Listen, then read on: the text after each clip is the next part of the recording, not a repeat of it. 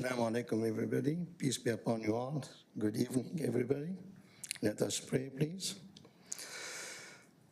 Our Lord, we thank you for the joy and privilege to pray together. You are the Lord of the heavens and the earth, and you are the mercy of all mercies. Grant us all your mercy and forgiveness for our shortcoming. Help us to be the instrument of your love so that our fellow citizens of our beloved city of Fort Worth may experience your presence through this body's functions. Lord, make this city a place of hope and peace because you are, O Lord, the source of peace and prosperity. Lord, we ask you to bless our Honorable Mayor, Betty Parker, and these respected council members, as well as their families and everyone in this tenant. We ask you to grant them your guidance and wisdom in all their decisions. Lord, you promise to help us in our time of difficulties and need. We rest upon your word. Protect our great city, our great state, and great country, our chief of police and the law enforcement community and those who are working hard for better development of our city. Our Lord, forgive us and lay not on us a burden greater than we have strength to bear. Allow us all together to stand in the circle of your light and love and share it with others. In your name we pray. Amen. Thank you.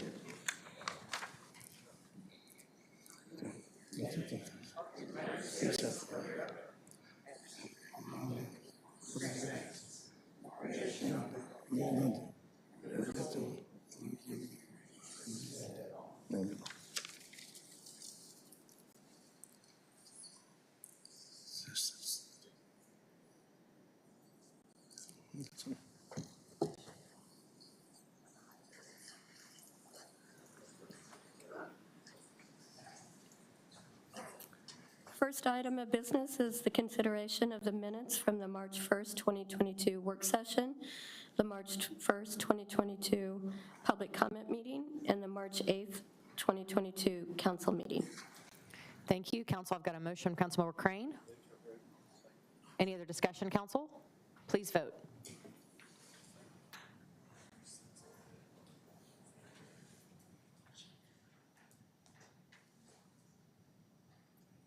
Got these two. Thank you.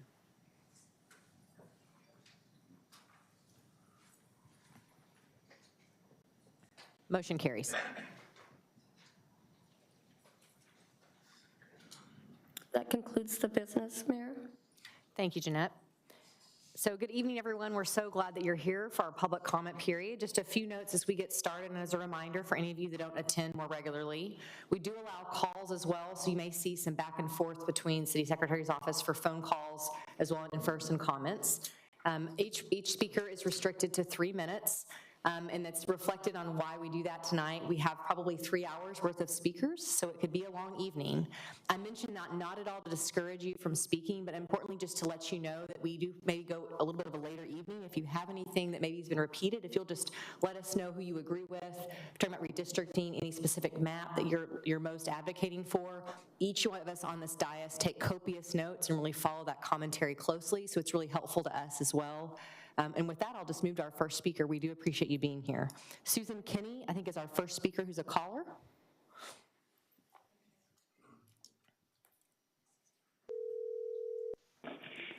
Susan?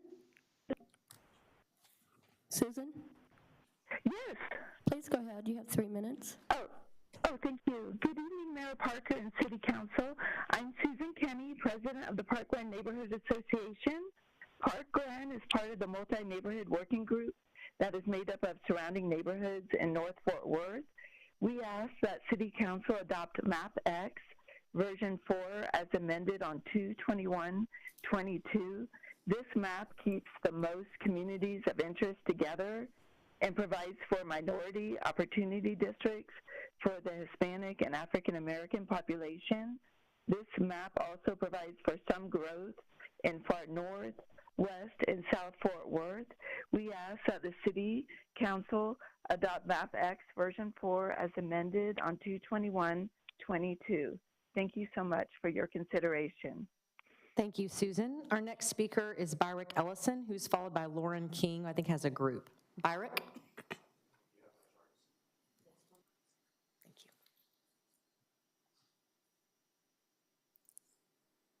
Citizen for independent redistricting tonight, but as a resident of Overton Park West, I want to say that I am for version 4 horseshoe, but I have some changes that I'd like to suggest, and it's easier for me to show them to you. Page 2. Advance to page 2, please. Okay. All right, I'm going to start with version 4 horseshoe on the left and make my way to the map on the right. Page 3. First, I would suggest, page 3. There we go. Instead of linking Como to District 6 via the spaghetti noodle along the Chisholm Trail Parkway, I would suggest going back to the land bridge that the Como people originally suggested, which would be a mile long and between the width of Bryant Irvin to the Parkway. The section of Clear Fork that's affected has 0 residents. It's businesses, medical businesses primarily, and just 241 residents of River Hills. And this would draw more of the Chisholm Trail economic development and into the home of the Chisholm Trail Parkway, which is District 6. Next page. My next suggestion is that the Como land bridge should demark the boundary between Districts 3 and 9 in that section, so that everything to the east of the Chisholm Trail Parkway, including my neighborhood, Overton Park, as well as Overton Woods, Clear Fork, River Hills, Tanglewood, and Foster Park, join the common similar neighborhoods in District 9, such as University West, Colonial, Mistletoe Heights, Bluebonnet Hills, etc. This would put all of the TCU campus in a single district in the center of District 9, and it would also put the Pascal feeder schools near me, West Cliff Elementary, Tanglewood, and Overton Park, along with other Pascal feeder schools, Lily B. Clayton, Alice Carlson, and Daggett. Next page. Adding those areas to District 9 would then free up more space in the Horseshoe District to pick up more Hispanic neighborhoods, including Shaw Clark and Greenbrier and the rest of Rosemont, and also pick up the United Alliance, United Riverside Alliance. Next page. My next suggestion is to backfill population lost to District 3 is move the eastern boundary to the cultural district so that it lies along the I-30. And let me forward next to the final page. On the north side, the multi-neighborhood gets the district where they want, and there are 2 open. Thank you, Byrick. I'm so sorry to cut you off. We do have your slides, though. Thank you. Very good. Thank you. Lauren King, followed by Russell Fuller.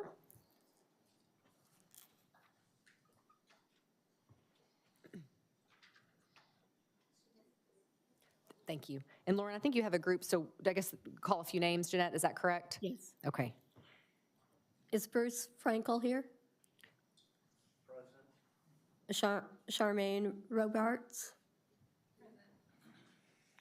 Steve Christian? Bob McCarthy? Carol Hendricks? Amanda Kirksey? Cynthia Miller? Tom McDermott? Brad Thompson? Present. Carol Hendricks?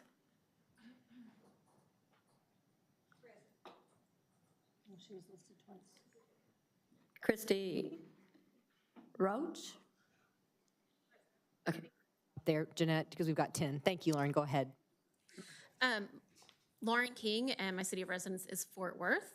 So good evening, Mayor and Council. My name is Lauren King, and I'm the Executive Director of Tarrant County Homeless Coalition.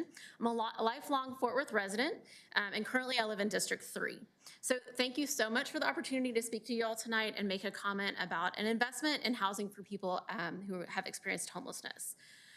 First, I just want to say thank you. The City of Fort Worth has been committed to addressing homelessness for many years. You've continued to show your support by dedicating city general funds to the solution, something that no other municipality locally has done. I cannot say enough about the impact this has had on our ability to serve people experiencing homelessness.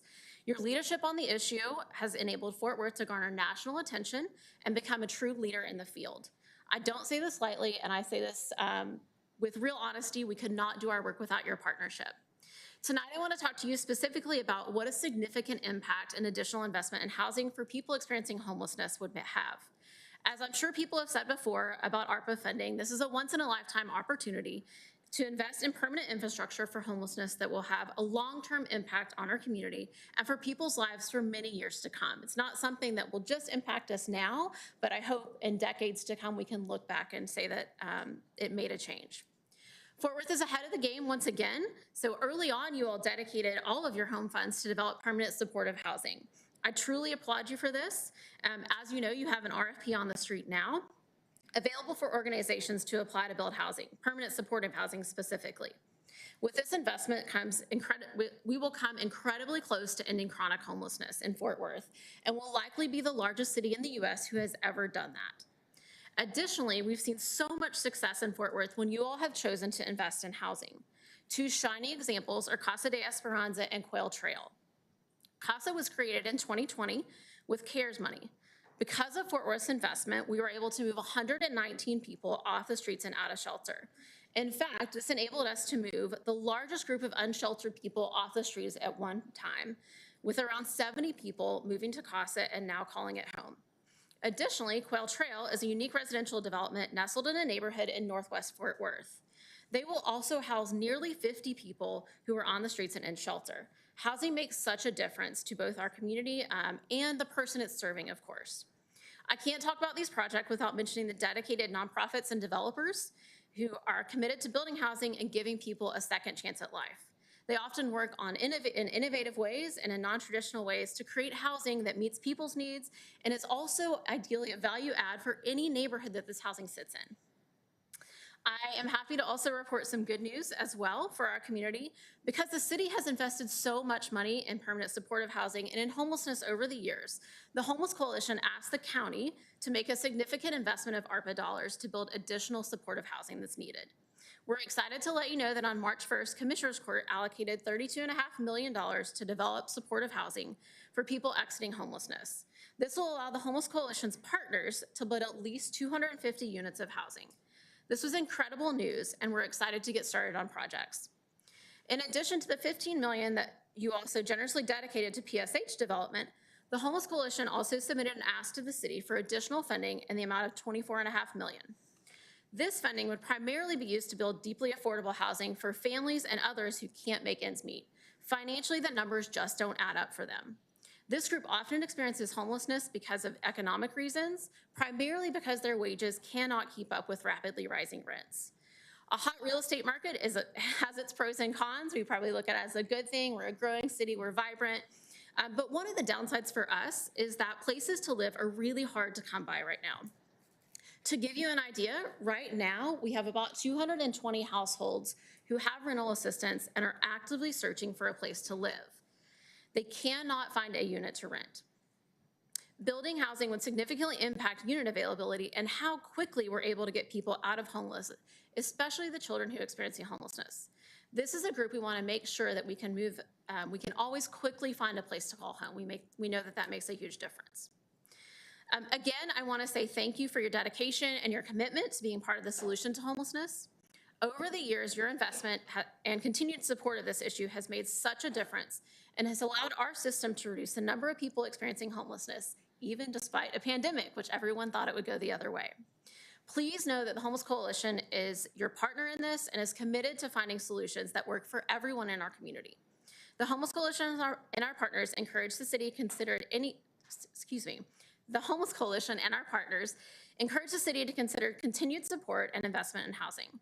With this investment, we can ensure that Fort Worth continues to be a vibrant community and someplace where everyone has a place to call home. Thank you. Thank you, Lauren, very much.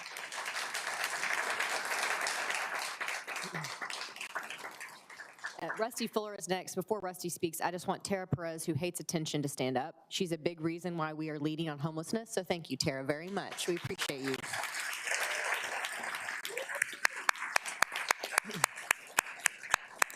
Rusty, your turn. Good to see you. Thank you a lot. I really appreciate this. You know, and thank you for the opportunities for this, for public comment. You know, I don't know of any other big city like this where we have the opportunity to do what we're allowed to do here twice a month now, twice a month. So anyway, my name is Rusty Fuller. You probably recognize me as one of the same old people that shows up all the time, but I'm president of the North Fort Worth Alliance, and tonight I'm also representing the Multi-Neighborhood Working Group. We are community and homeowners association leaders of approximately 141,000 people.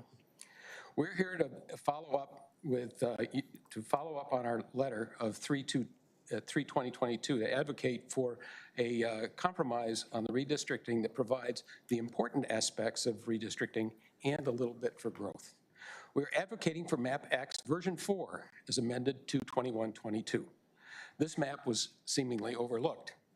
The redistricting task force recommended and the council approved high and low priority considerations for drawing maps with which you are all familiar.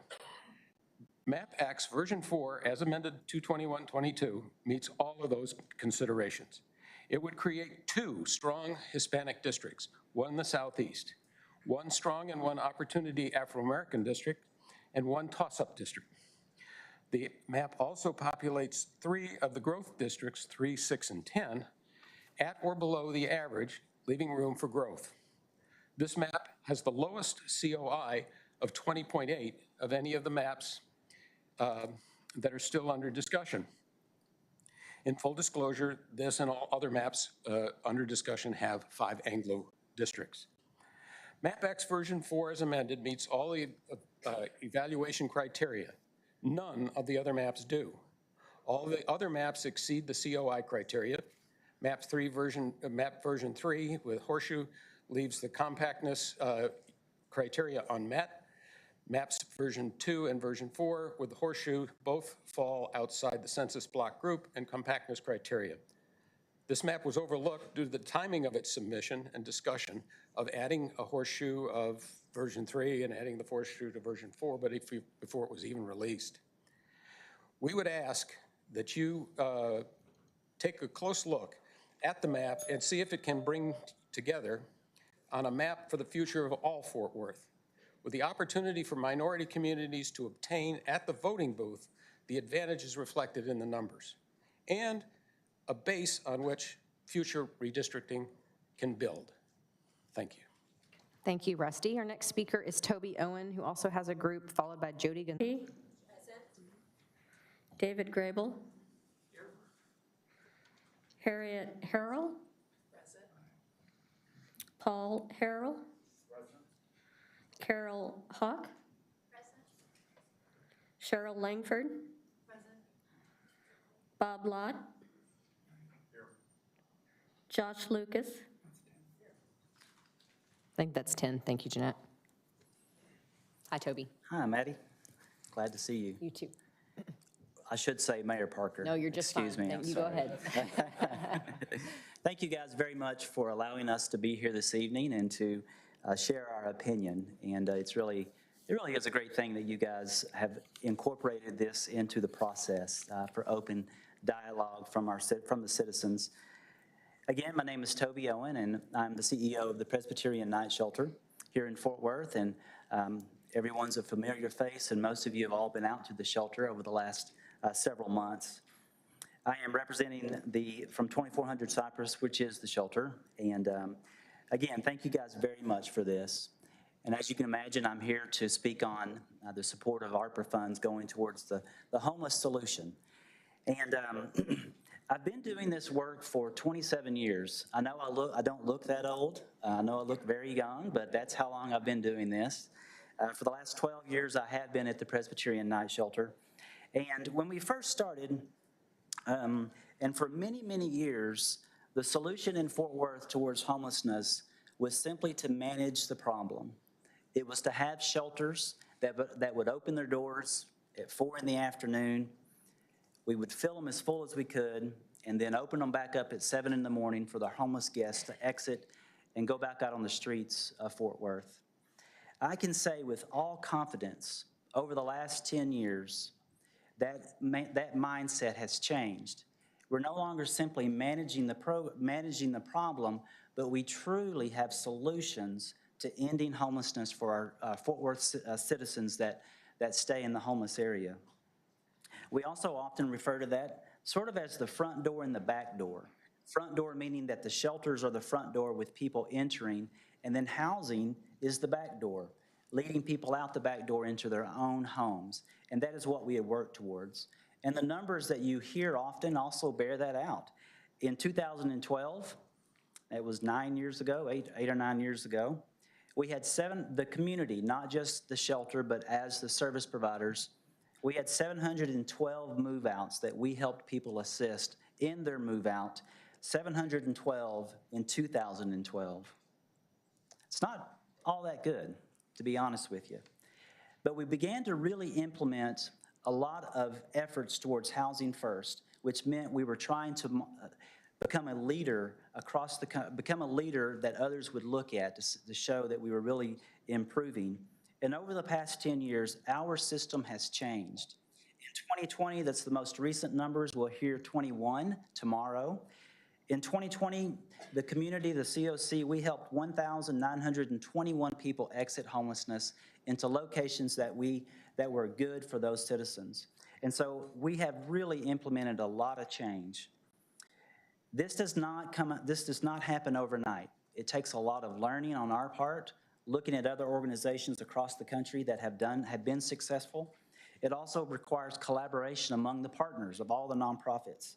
And most importantly, in my opinion, what you must have is a strong collaboration with our city government. You must have that. It must be engaged, supportive, innovative, which will lead to a strong partnership. My 12 years at the shelter, I can honestly say that we have that with our city government. If it comes to our city staff, you mentioned Tara, another person that never gets credit and doesn't want that, but it's Fernando, working behind the scenes. He's also working on redistricting, Toby. He's busy. He is someone that's made a huge difference. And all of you truly have made such a huge difference. Going back to Mayor Moncrief, to Mayor Price, and with you, Mayor Parker, all of you on City Council have taken a part in that effort to help us end homelessness within Fort Worth. The pandemic has really brought a lot of challenges, as you know so well, but it also has brought a lot of opportunity. And I can say, being on the ground with this effort, we are staring at a once-in-a-lifetime opportunity for us to completely change the way that we address homelessness, to completely change it for decades to come. And that is through the continued development of supportive housing or housing in general for a homeless population. You have a lot of tough decisions that you've made. You have more to come. But I highly encourage that we continue that effort. And I can say now, we are viewed across this country as one of the leaders in helping the homeless. Not only do we continue to learn from our friends across the nation, but we have people that come to see us, our neighbors to the east, our neighbors to the south in Austin. Colorado City has been here. Lubbock, Texas was just here 2 weeks ago learning from us. So we have an opportunity to continue to be a leader across this country. And so I encourage and I hope and I so desire for as much money be put towards the ARPA funds that can go towards that, so we can continue to address this issue, not to manage it, but to solve it. And we have that opportunity that we'll never get again. So let's take it. Let's run with it, and let's end homelessness for the guests that need that to happen. Thank y'all very much for all that you've done and what you will continue to do. Thank you, Toby. We appreciate it. He's here. He's here. I just lost my place. Thank you, Toby. Jody Gonzalez. And I should have mentioned, if there's anybody here that has children with them that might want to be moved up on the agenda, because I know it's school days, we're happy to do that. If you'll just let Ron or Melissa know, and we'll move you up in the agenda. Thank you. Hi, Jody. Good evening, Mayor and City Council. I feel very privileged, and I feel like I ran a long race. If I lose my breath, I'm very excited about today. Today can be a very historic day, and for a lot of people who are in this chamber, they're not aware of the history of getting to here today. Let's go back to the 60s. Back in the 60s, there was segregation. And I was one of those. Yeah, I'm not old. I believe Mom, I don't know what year in the 60s, but they formed a redistricting task force. We were trying to get representation for Hispanics, particularly on the South Side. There was no representation on City Council, nor was there any on the school board. So they formed a task force very early. They organized neighborhoods, church groups, school groups, PTAs, et cetera. Well, it took them over 20 years. In 1980, they finally had the districts redrawn for the school district. We still did not have one for City Council. We still had no representation. We did at that time. And they helped us with getting the school board to expand. They added 3 seats. We still had no seat on the south side, only one on the north side. So for all these years, this redistricting committee has involved various neighborhood groups throughout the city. And so that happened in 1980. So here, every census, every year, we tried to come and bring an extra seat as our population kept growing and growing. The Hispanic community now has over 35% of the population. With these 2 new seats, that is what we're celebrating. We have 2 new seats. This is an opportunity to make good, to give fair representation, which is only justice. And that is what we're asking for today, to consider and support the V4 horseshoe map. And in it, that is the most equitable in bringing the full circle of fair representation at our school, at our city council. And on the map, it's it's changed a lot, and it's been confusing for me. I was part of these committees and part of the lawsuit back in 1973. I was in high school. I'm now gonna be 68 years old this year, and we still don't have a seat. And my daughter would like to run for city council or the school board. She doesn't have an opportunity because they do not have enough in our, oops. You have 30 seconds, you're okay. So I guess what I want to say is I'm doing this for my grandkids who go to school in the South Side. They're above their grade level reading. We support the schools. We support what we're doing here today, and I hope we can get you to support that also. Thank you. Thank you, Ms. Gonzalez. Our next speaker is Ricardo Avida.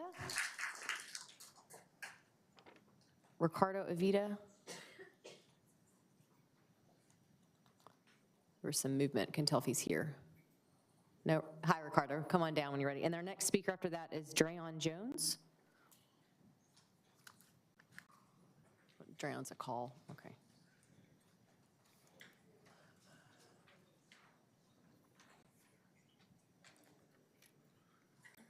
Good evening, City Council, Ms. Mayor, and members of the board, or City Council, rather. My name is Ricardo Alvarado, and I am in support of the map V4 with the horseshoe and amendments.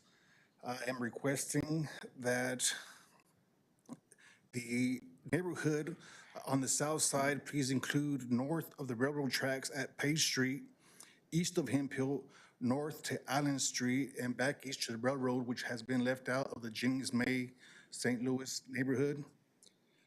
Additionally, further southeast, we need to move District 10's boundary east from Fair Park to the creek at Carter Park to encompass all of Carter Park's neighborhood under District 10 as it is currently being split as it's drawn now.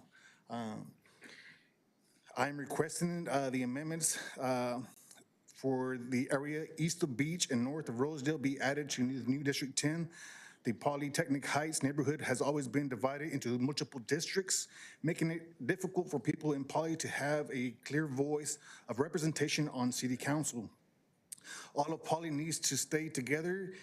All of Poly needs to stay together in the new District 10 as shown on map V4, but the northern portion of Poly that includes Polytechnic Heights High School, William James Middle School, and Texas Western must be included. I ask that Bonnie Brae stay in the remainder of the Riverside Alliance in District 10. I ask that all of Lake Arlington down to I-20 be retained in District 5. Map V4 also allows the Rosemont Worth Heights neighborhoods to advocate for the development changes they would like to see along Hemphill and south of Berry, including the upcoming sale of Our Lady of Victory. It joins Como with District in a person of color opportunity district while keeping the North Crowley School feeder pattern whole. It unites historic Southside, Morningside, and Hillside in District 8. It also ensures Stop 6 remains in District 5. It maintains District 2 as a strong Latino opportunity district and includes future development in Panther Island. Most importantly, map V4 ensures historically disenfranchised voters will have voting power and a voice in this city for the coming decade. Thank you for your attention. Have a great day. Thank you, Ricardo. Our next speaker is a caller. Okay, we're going to skip callers. We got a few phone issues. Damon Perez, I think it's here in person. Is Damon here? Thought I saw him. I know, but they said he couldn't get a hold of him, so I thought he was here. There's Damon. Your turn. I thought I saw you. Sorry, I didn't know they were going to leave.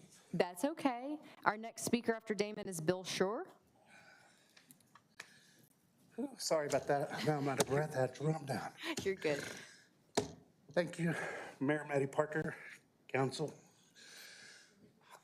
This has been a shock for me today. All these people behind me, every one of them I know just about, didn't even know they were going to be here. I had surgery last week. I'm still getting over it.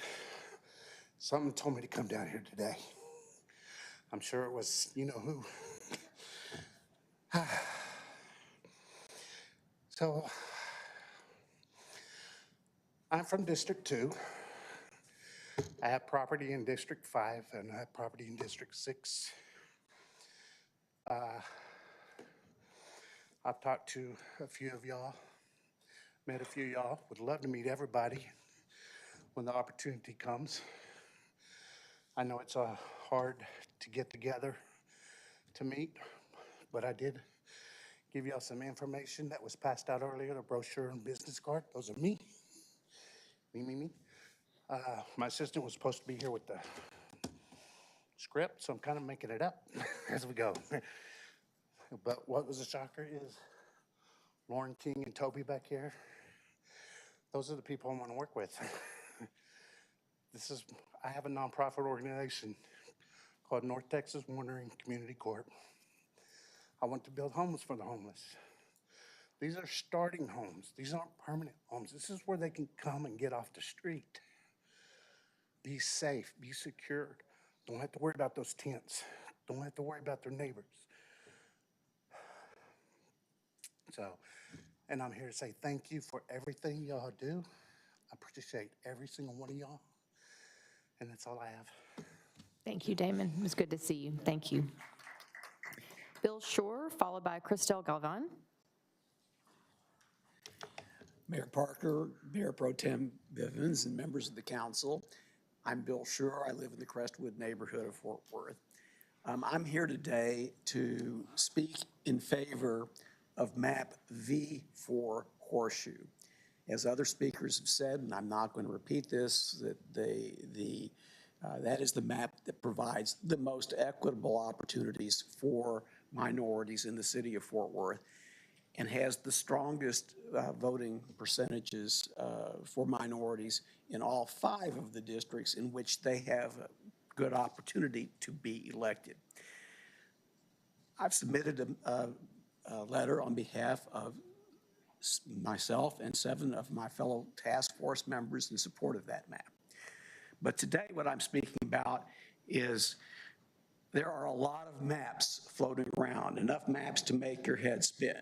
I know, I was curious to see how many maps had been submitted, so I requested identification of the maps, and I was just astounded to see how many. Okay. And there are so many maps still left under consideration. So we started off with a webpage saying that there was going to be public comment on V2, V3 Horseshoe, and V4 Horseshoe. And of course, we're having comment on all of the maps tonight. But at some point, y'all are going to have to start with one of these maps. And I urge you to start with map V4 Horseshoe. Now, there are various speakers who have already suggested some revisions to map V4 Horseshoe. And I have spoken with Pablo Calderon, who's been drafting up some revisions. And there are two of them that I know of that I'm capable of describing. I can't go over all of the boundaries like our speaker before me, but two adjustments among the other adjustments that have been made to proposed map V4 Horseshoe are to bring the Riverside Alliance back together. V4 Horseshoe as submitted does not have all the Bonnie Brea separated out. One revision of the proposed map would do that. And another revision would put all of Lake Arlington shorefront back in District 5. There are other revisions to the map which Mr. Calderon, who will be speaking after I speak, can explain. So I've submitted a couple of slides that show two of the revisions, the Bonnie Brea in District 10 and the Lake Arlington shorefront in District 10. Those are just examples of the kinds of tweaks that have been proposed for this map. And I hope that you will start with map V4 Horseshoe when you deliberate in the work session tomorrow and make those revisions to come up with the best map for the entire city. Thank you very much. Thank you, Mr. Shurer. I think we do have Dreon Jones on the phone now.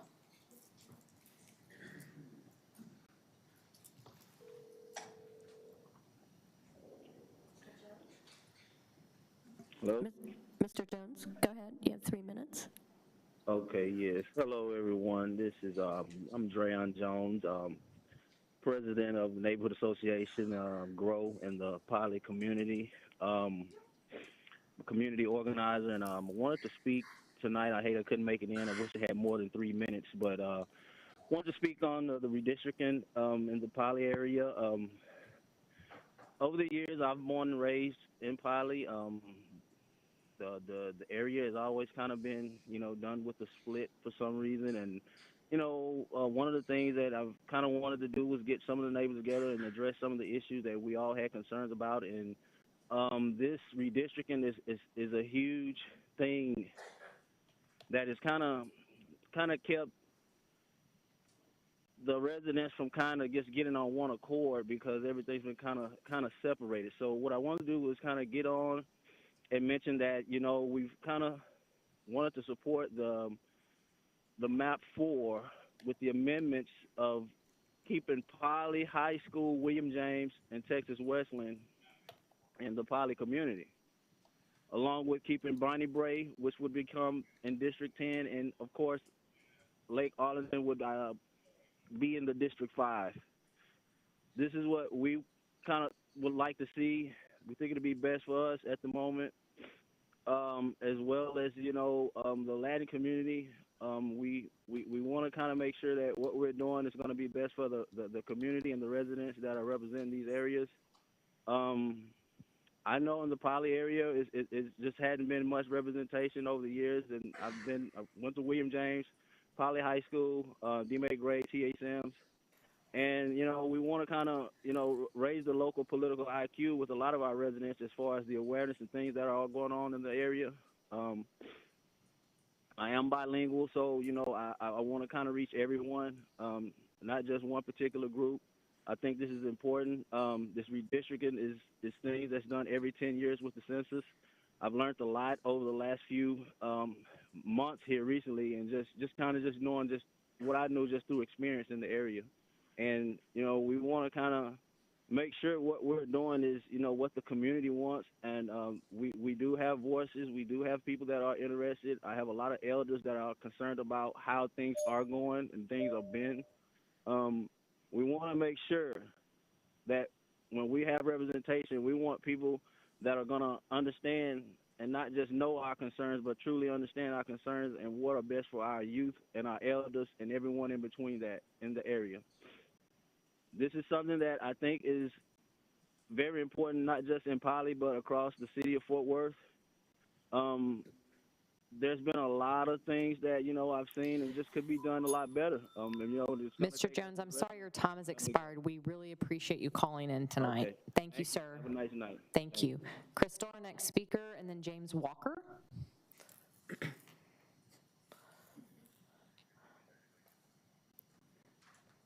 Ms. Galvan, who's your buddy there? My buddy is Nikki Galvan. He wanted to say hello. Hi, Nikki. Hi. Nice to meet you. Good evening, Mayor and members of the City Council. I appreciate this opportunity to come before you and address the issue of redistricting. I would like to say that this is my son, Nikki, and he wanted to come to be here to advocate as well. So my name is Crystal Hernandez Galvan. I live in District 4, and I would like to start by acknowledging each and every one of you. I recognize that this process is a taxing one, and I know that you have worked diligently to preserve the integrity of your districts and its constituents. Based upon my review of the 3 maps presented, I am in support of map V4 with the Horseshoe Amendment. But as you continue to work to draw these lines, that will be concrete for the next 10 years, I ask that you consider the following. Our City Council needs more representation based on our city's diverse population. And as you know, our Hispanic population is well over 35%. And according to our state demographer, our Hispanic population will soar in the years to come. Therefore, one Hispanic opportunity district is simply not enough. Our city needs a second city council district in which our community has a voice and fair representation. Within this process, ask yourselves what is right, what is equitable, is the voting age percentage being considered? Is it in compliance with the Voting Rights Act? Are you truly creating a second Hispanic opportunity district where the population is at least 60% Hispanic? Furthermore, it must be noted that core Southside neighborhoods such as Rosemont, Greenbrier, South Hemphill Heights, and Worth Heights must not be left out from this second opportunity district. And I would be remiss if I didn't state that Panther Island should not be disenfranchised from District 2. Panther Island has always been a part of the historic North Side, and it is and will continue to be an economic engine for our underserved North Side community. Taking it out of District 2 would simply be unjust. Therefore, I voice to you once again to adopt map V4 with the Horseshoe Amendment. This map is the only map that not only makes a viable Hispanic opportunity district, but also is the only map that satisfies the Voting Rights Act. A decade is a long time, and my hope is that my community, along with my children, who are here watching our city's history being made today, can look back 10 years from now and know that we didn't withstand, but instead we can say that we made progress, and the interest of fair representation was at the forefront. Thank you. Thank you, Ms. Galvan. Our next speaker is James Walker, followed by Maria Montez.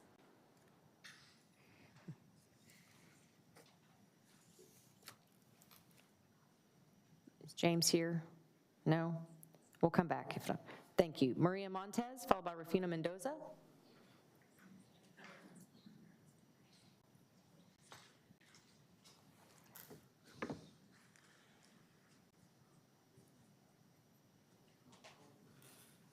My name is Maria Montez, a resident of Fort Worth, a longtime resident of District 2, and a former educator, realtor, and vice president of the Northside Neighborhood Association. May I first say it's an honor to speak to you, Mayor, and all of the board members and council members. Having a small taste of public service, I am simply in awe of all that you do and the countless hours of sacrifice and service to our community, so I appreciate that. I am here today in support of the V4 Horseshoe Map. I believe that this map allows for a second opportunity district for the Hispanic community, which is underrepresented right now at the moment, as there's only 1 out of 10, as she previously mentioned. It will also allow these communities to benefit from the new developments that are coming to Fort Worth. We need more of a voice in certain areas, especially those with a large minority populations, and I believe the V4 Horseshoe will foster this for our community. It will grant the privilege to see this resurgence of progress come to fruition, especially the Panther Island project. I request that it not be removed as well from District 2, and I believe that our local leaders and constituents have earned that right, having stewarded this district well over the last several years. Thank you for your time. Thank you, Maria. Appreciate it. The next speaker is Rafael Mendoza, followed by David Martinez.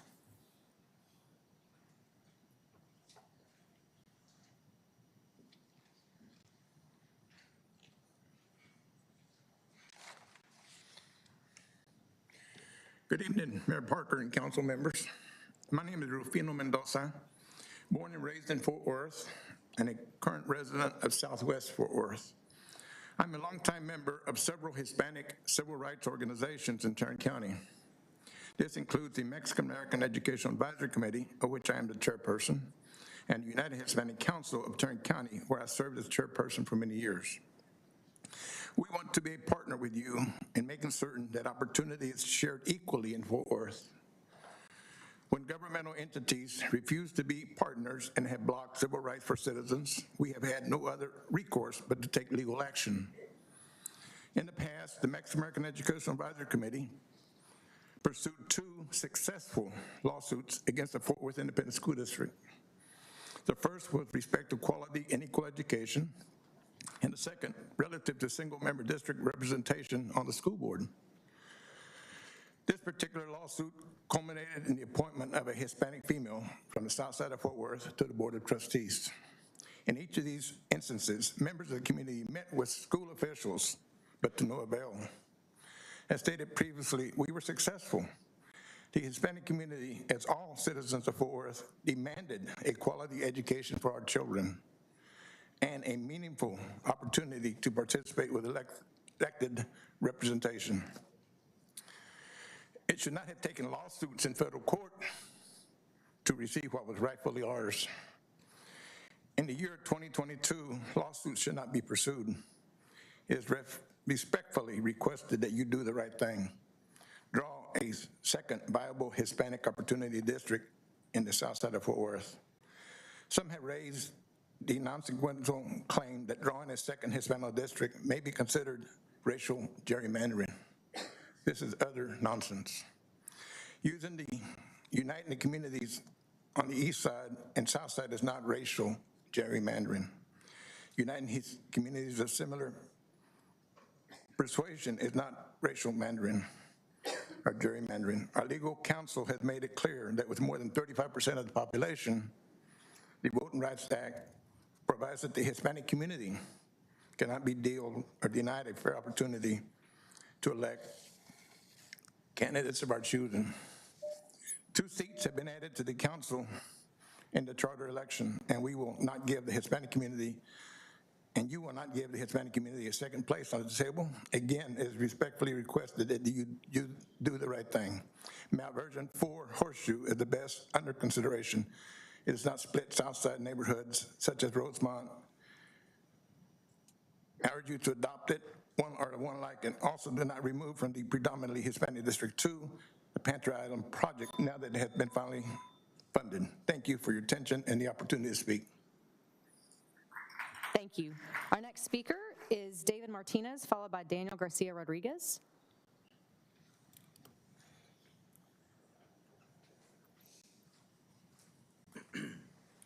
My name is David Martinez, and I am for map 4, V4, with the Horseshoe Amendment, plus including, I didn't get to see the map or where the street names were on the map.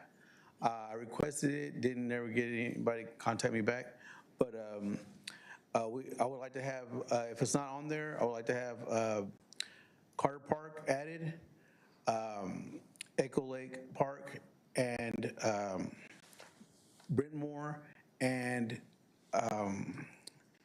the Southland Terrace added to that District 10 map, and keep District 2 with the Panther Island. One of the reasons why I'm for that, taking part of District 8 out, is because for many years, things have gotten worse in that area. And I believe with the different leadership, Hispanic leadership, things could get better in that neighborhood.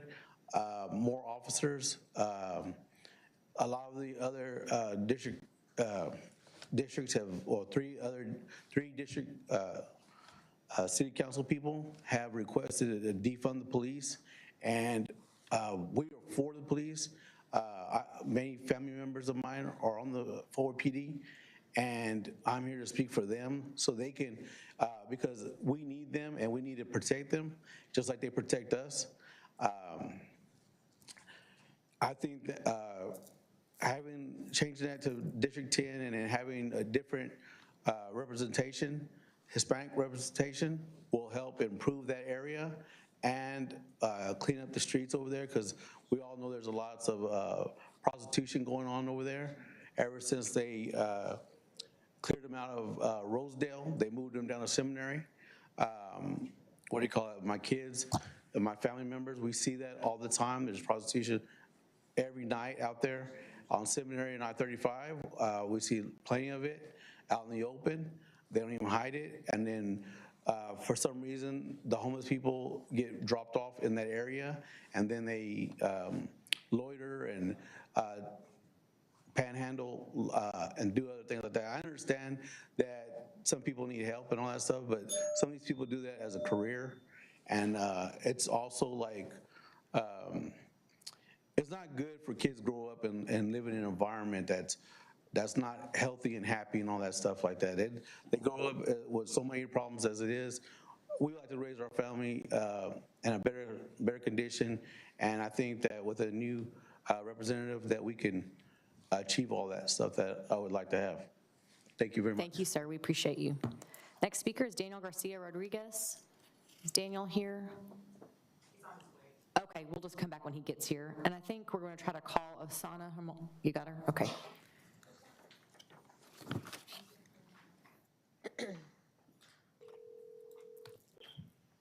Asana? Yes. Please go ahead. You have 3 minutes. Good evening, Mayor and City Council. My name is Asana Ermoscio, and I live at 9201 Shoveler Trail in District 5. I want to reiterate that only one map satisfies the Voting Rights Act, and that's version 4, Horseshoe, with a couple of adjustments that I will reference shortly. There exists a critical mass of Hispanic citizens of voting age in the South Side, and it is of paramount importance that these like neighborhoods be incorporated into one district. If a horseshoe with Poly east of 35 is ultimately going to be adopted by council, the goal of creating a second strong Hispanic opportunity district is best accomplished by ensuring that Hispanic Southside neighborhoods such as Worth Heights, Greenbrier, Rosemont, and Hemphill Heights, to name a few, are not bifurcated. Additionally, this can and must be done without compromising the Hispanic voting age population of the historic North Side area that exists in District 2. Nor should that area be separated from Panther Island and the potential economic opportunity that stands to generate across the entire city, but specifically for the near North Side residents. Doing so risks further disenfranchising an already underserved community, a community that is predominantly Hispanic. We simply cannot continue to chip away at that district in the name of trying to create a second strong Hispanic opportunity district elsewhere in the city. That is not what would result in the creation of truly a more equitable map. Finally, I'm aware of a couple additional adjustments that Mr. Pablo Calderon has been working on to version 4 Horseshoe that should also be incorporated. The inclusion of the Bonnie Brae neighborhood into the Riverside Alliance area, and the adjustment to having the entirety of Lake Arlington wholly included in District 5.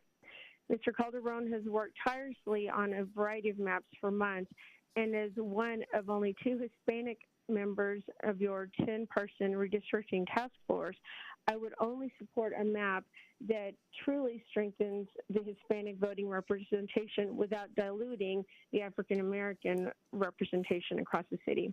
Version 4, Horseshoe, with these 2 additional adjustments, is the map that I support, and I strongly urge you to support this one as well. Thank you. Thank you, Asana. Our next speaker is John Barnes, who I think is a call, followed by Pete Munoz if Pete's here. John? Yes, Please go ahead. You have 3 minutes. thank you. I live in District 9, so neither of my suggestions will affect me in any way. First, I urge you to place the Como neighborhood in District 6. Second, I urge you to unite the South Side with kindred communities of the East Side. In the past, this was referred to as the horseshoe map. These actions will give more minority citizens a viable voice in city governance. Thank you. Thank you, Mr. Barnes. Next speaker is Pete Munoz, followed by Stephen Roebuck.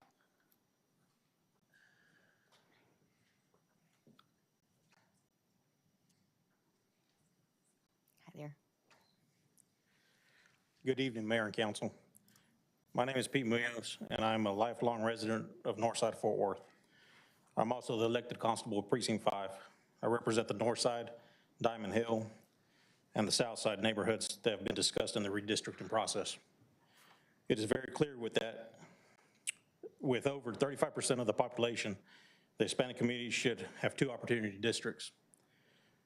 I urge the council to adopt map version 4 horseshoe or a plan like it.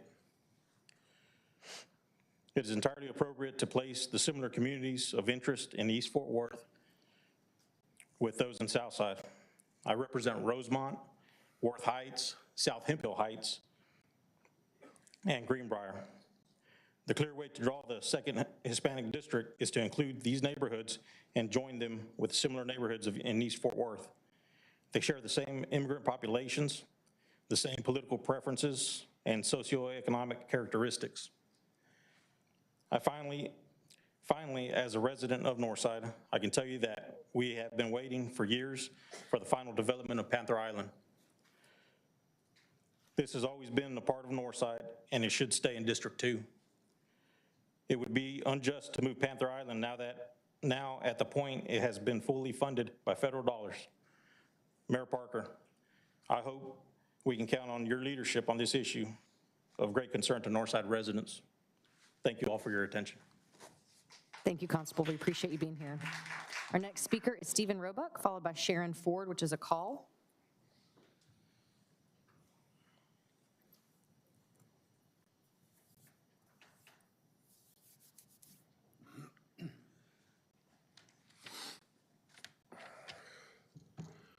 Mayor and City Council, thank you for allowing having me have the opportunity to speak to you tonight. I live in District 6. I have a business in District 9. I'm president of Candle Ridge Homeowners Association, and I am an active Code Blue citizen patroller. I have a vested interest in Fort Worth in District 6. As an HOA representative, I've had several citizens contacting me voicing opposition to the new realignment for District 6 with the Como carve-out added to it. We do oppose the 3 redistricting maps you're currently considering, mainly because the District 6 makeup, ethnicity makeup, is already the most diverse in Fort Worth. If you add the Como district into our district, you're going to increase the minority population in District 6 from around 54, 53, 54% to over 60%. District 3 minority population will decrease from around 34% to around 30%. You'll be hurting District 3. It would appear to most citizens District 3 would need to have an increase in minority population, not a decrease.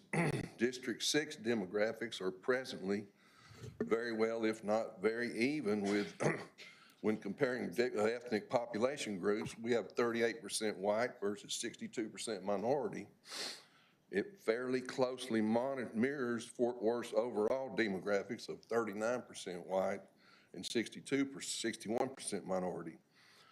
We think it would be a mistake to upset the balance we have in District 6, and our fair and equitable demographics are what makes up a balanced district. The guidelines we looked at on your website were for considering a district redistricting were contiguous and they should share common boundaries, should be based on traditional adjoining neighborhood lines, and should be communities of interest with similar social economic characteristics.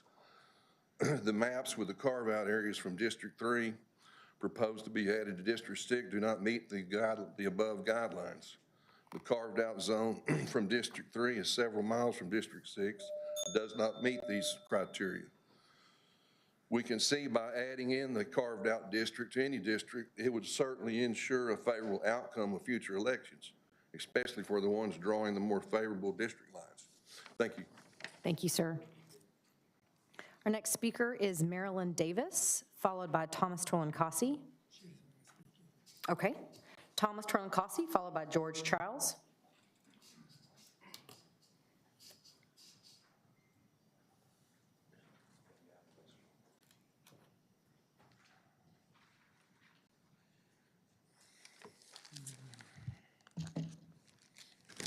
Mayor Parker, City Council members, dropping some of my props.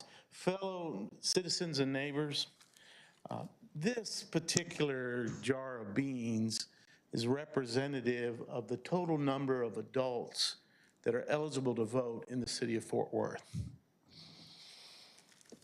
This particular Ziploc bag represents the number of people who showed up to vote for or against CCPD funding in the election that approved funding for 10 years. This snack Ziploc bag represents the percentage of people who voted for 10 years of CCPD funding. My point on that matter is that we do not know what the vast majority of adults in Fort Worth think about that issue, or the Brady List issue, or firefighter pay, or land equity, or environmental racism, or hundreds of important issues that the city has to tackle. And my point is to remind the council that redistricting is about empowering, including, considering, and uplifting the vast majority of the people that potentially could vote for their own interests. To do that, that means that our council needs to look as close as possible to the array of folks that live amongst us and next to us across the city. We've been talking about redistricting for a while and maps, and I can tell you that none of us knows why a lot of these folks don't show up to vote on municipal issues or for city elections or for pay raises for the city council. But I suspect part of it is because many, many of our neighbors don't see people up here who look like them, not enough so. I want to encourage the council to be as selfless as possible and don't look at these maps as how will it best serve you to be elected again, or how it will be a springboard to the next office that you might seek, since you're not going to die in these seats as promised. The thing about this is that lots of hard work has gone in, lots of volunteers, lots of task force, lots of community leaders have come up and shared their opinion and their perspective and their heartfelt feelings on which map is the best one to move on. The reality is we need to get this done. We need to have it be a reflection of equity of our city with minority opportunity districts, and we have tons of other important issues to get to. Thank you, Thomas. Our next speaker is George Charles, followed by Heather Todd.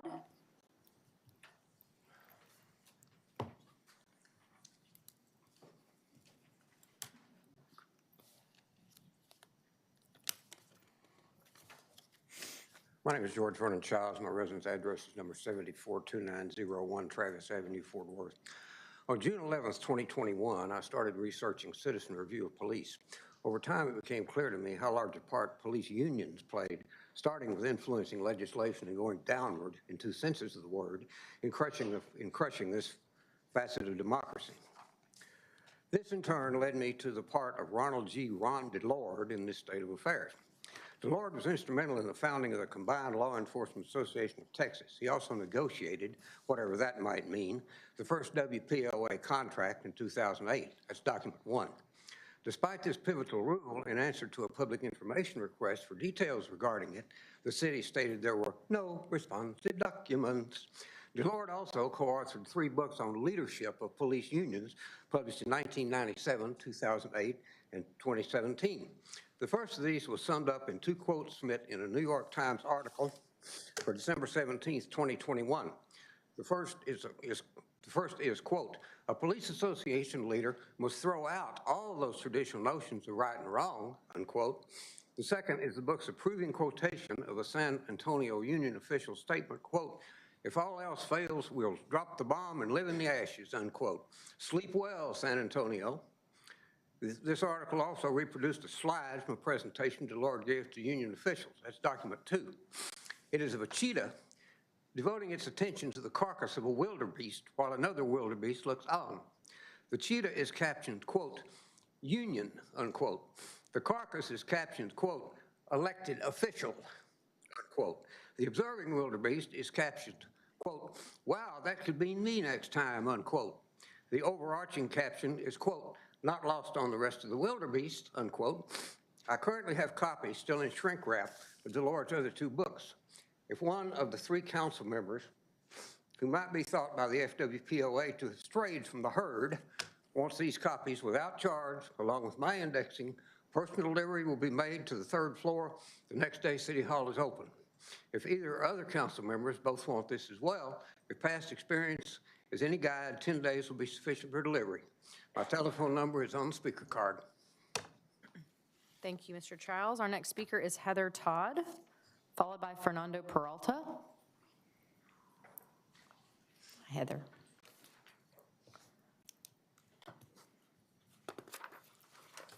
Thank you, Madam Mayor and council members. My name is Heather Todd. I live in District 6.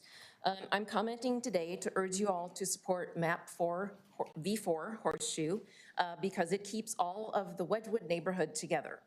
And the handouts have just a bit of information about the Wedgwood Historical Association, of which I'm the president. I've lived in Wedgwood for 21 years. WHA is a nonprofit devoted to promoting and preserving the architecture and history of Wedgwood, and we will be nominating Wedgwood for inclusion in the National Register of Historic Places. WHA has been working very hard during our first year to improve the sense of community in Wedgwood and to build neighborhood pride. To that end, we are collaborating with other groups, people and businesses in Wedgwood, like the different neighborhood associations, Wedgwood Garden Club, and our local vegan bakery. Therefore, we would be extremely frustrated to see Wedgwood split into different districts, 6 and 9. As a resident of Wedgwood, I believe that dividing the neighborhood in this manner may quash the resurgence we've been experiencing recently, and certainly will lessen our impact on issues that affect us. Furthermore, Wedgwood registered as a community of interest, number 71, by the stated deadline, and I would hope the council would bear that in mind. Thank you very much. Thank you, Heather. Our next speaker is Fernando Peralta. Do you have Fernando on the phone? Followed by Amanda Pittman, if Amanda's here. Fernando? Can you hear me? Yes, please go ahead. You have 3 minutes. Okay, thank you. Mayor and council, good evening. It breaks my heart that I can't be there in person, but obviously, as my city councilwoman knows very well, duty calls, and I was called down here to the border, being an active duty, Texas Army National Guard soldier. So I'm down here, but that hasn't stopped me from advocating for our Hispanic community here in Fort Worth. Well, one thing I want to make very clear right now is I'm in support, and I hope you will be in support of MAP V4 with the Horseshoe Amendment. This is the only map, one, obviously, as the president of Rosemont, that keeps our neighborhood together. It also breaks my heart that after speaking with my city councilwoman, and she even says publicly that she understands the needs of our neighborhood, that obviously doesn't correlate with her putting out a map that splits up Rosemont, which is a complete non-starter for our community. This map connects our south side with our east side, which 2 communities that have so much in common. One thing that I also want to make very clear after watching tonight is that the Como neighborhood needs to be put in District 6. This is what that community is asking for, and they've worked for, and they have organized for. This is the same thing that our Hispanic community here in Fort Worth is doing right now, and we are asking for this. We're getting organized and coming to you asking for this. So I hope you listen to the needs of the community, put self-interest and egos aside, and really put communities first, the communities that you were elected to represent. I do want to do a quick shout out to everybody for being there tonight and for supporting our community. And thank you to all those who have organized and come together these past couple days to make this happen. With that being said, thank you so much. Thank you, Fernando. Our next speaker is Amanda Pittman, followed by Sandy Russell.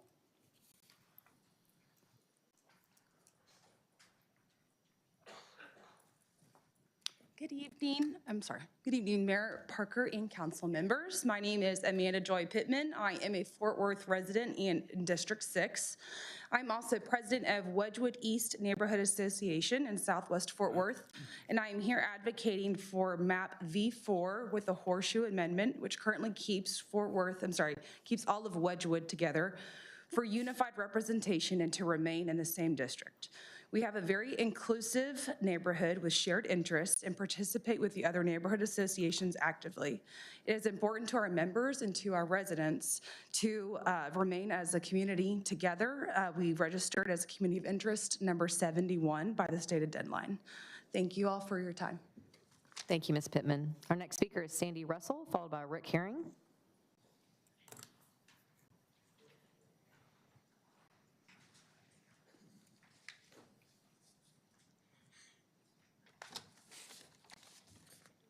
I'm sure, just give me 1 second. Okay. I guess I want to stand right here. That's perfect. Thank you. Now I can see you. Okay. Dear Mayor and City Council members, I am Sandy Martinez Russell. I am the resident of District 6 right now. I was a prior resident of District 9. I am invested in the South Side because those are my roots and that's who shaped me who I am today. I stand here today a bit concerned, disappointed, and trying to understand this transparent process of redistricting. A task force was put in place. I believe we had about 26 maps or so that were submitted, and I was trained on it. I submitted one with Leadership Fort Worth as well. And one of the things that we were told is, there was a community of interest groups that submitted their, requests to stay together. And when we did our map, that's exactly what we did. We took the voice of the people. I came and spoke in January and supported a map that was created by a community leader. And I do wonder, what is the purpose of our task force? What is the purpose of making those recommendations when ultimately at the end, you as City Council have the authority to make the changes if you don't agree with it? So here we are looking again at council member maps that were created by you guys. I'm not sure what's wrong with that picture, but what happened to the voice of the taxpayers? What happened to the public voice? What happened to the voice of the voters that come out and elect you in your seats that you currently sit in? So regardless, we are here at the end with the last 3 maps, voting on the one that will affect the future of those constituents, like I said, that voted you into your seats that you are currently sitting at tonight. So we are in the times of diversity, equity, and inclusion. And then as I look and see who sits not only on our city boards, but at our city council, that doesn't represent, the 35% of Latinos that make up Fort Worth. So tomorrow when you are making your decision, you have the power to change the future. Please have the integrity to do the right thing. And remember the voices that elected you. Don't look at those maps by numbers and, dollar signs or, however you think those little puzzle pieces are gonna fit. Look at them as families, look at them as members of your community, look at people that are concerned. Oh my gosh. So I am here to support the version 4 map with the Horseshoe Amendment, with those recommendations that everyone that in front of me and after me will be recommending as well. So I thank you, City Council, and ask that you take those voices into considerations that you're hearing tonight. Thank you. Thank you, Ms. Russell. Our next speaker is Rick Herring, followed by Gerald Banks.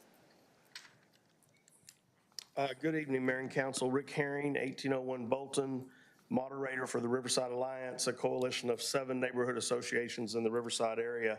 And I just want to say that I'm gratified and thankful to hear so many people here tonight advocating for the Riverside community to be kept intact by adding the Bonnie Bray Neighborhood Association, keeping Bonnie Bray Neighborhood Association in any of the maps that come to fruition.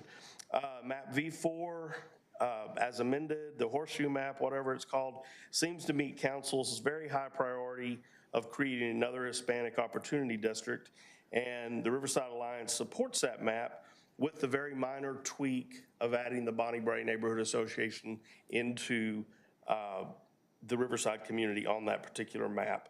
I also want to say, because I may not have another opportunity, because you probably hope I won't be back up here again, so I don't know. But from the very beginning, Councilman Moon has advocated to keep our Riverside neighborhoods together in one council district. The rest of you have also supported that goal and objective, and we really appreciate it. Thank you so much. Thank you, Mr. Herring. Our next speaker is Gerald Banks, and I also thought I saw Daniel Garcia come in. Was he here? You can go up next, Daniel, since you came in. Thank you.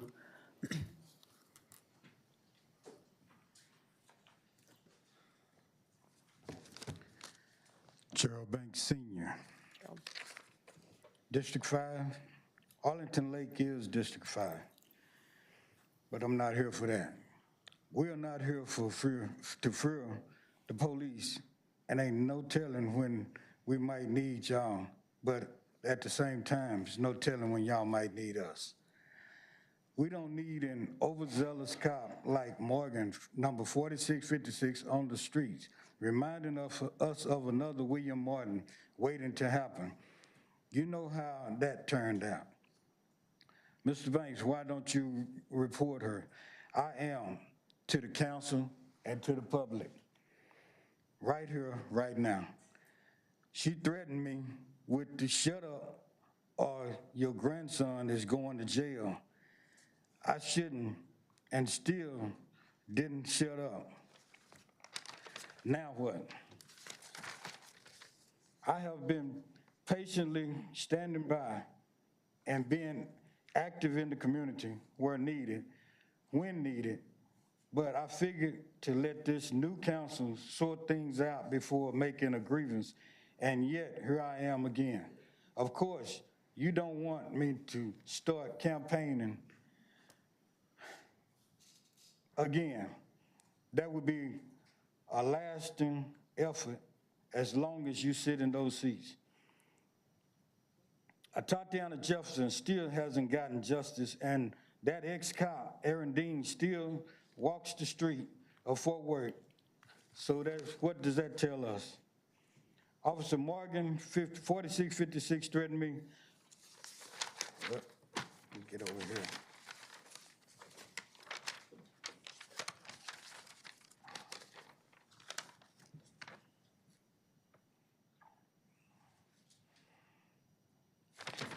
Back to that. Officer Morgan, 4656, threatened me to shut up or my grandson is going to jail, and I said, what does that, me talking, got to do with him going to jail? And when I was doing, what I was doing was asking what was going on and why are you handling him like that? Their action wasn't called for. They were lying about him being with some other students or boys or whatever, to drum things up. Why put the handcuffs on my grandson, 14 years old, and put him in the back seat of a police car when you let another young white individual riding a go-kart go free? It's all on the video in my life. Being black is only an aspect to demoralize our race when in truth. Mr. Banks, I'm so sorry to cut you off, but I do want to make sure that you know Catherine Huckabee, who's at the top of those stairs right here. Have you met Catherine before? If you could grab her before you leave, I want y'all to meet, if you don't mind doing that. Okay. Thank you, and Mr. I'll Banks. finish this up on. Please do. Thank you, sir. Our next speaker, go ahead, Daniel. Daniel Garcia is going to be followed by Sandra Garcia and then Adrian Smith.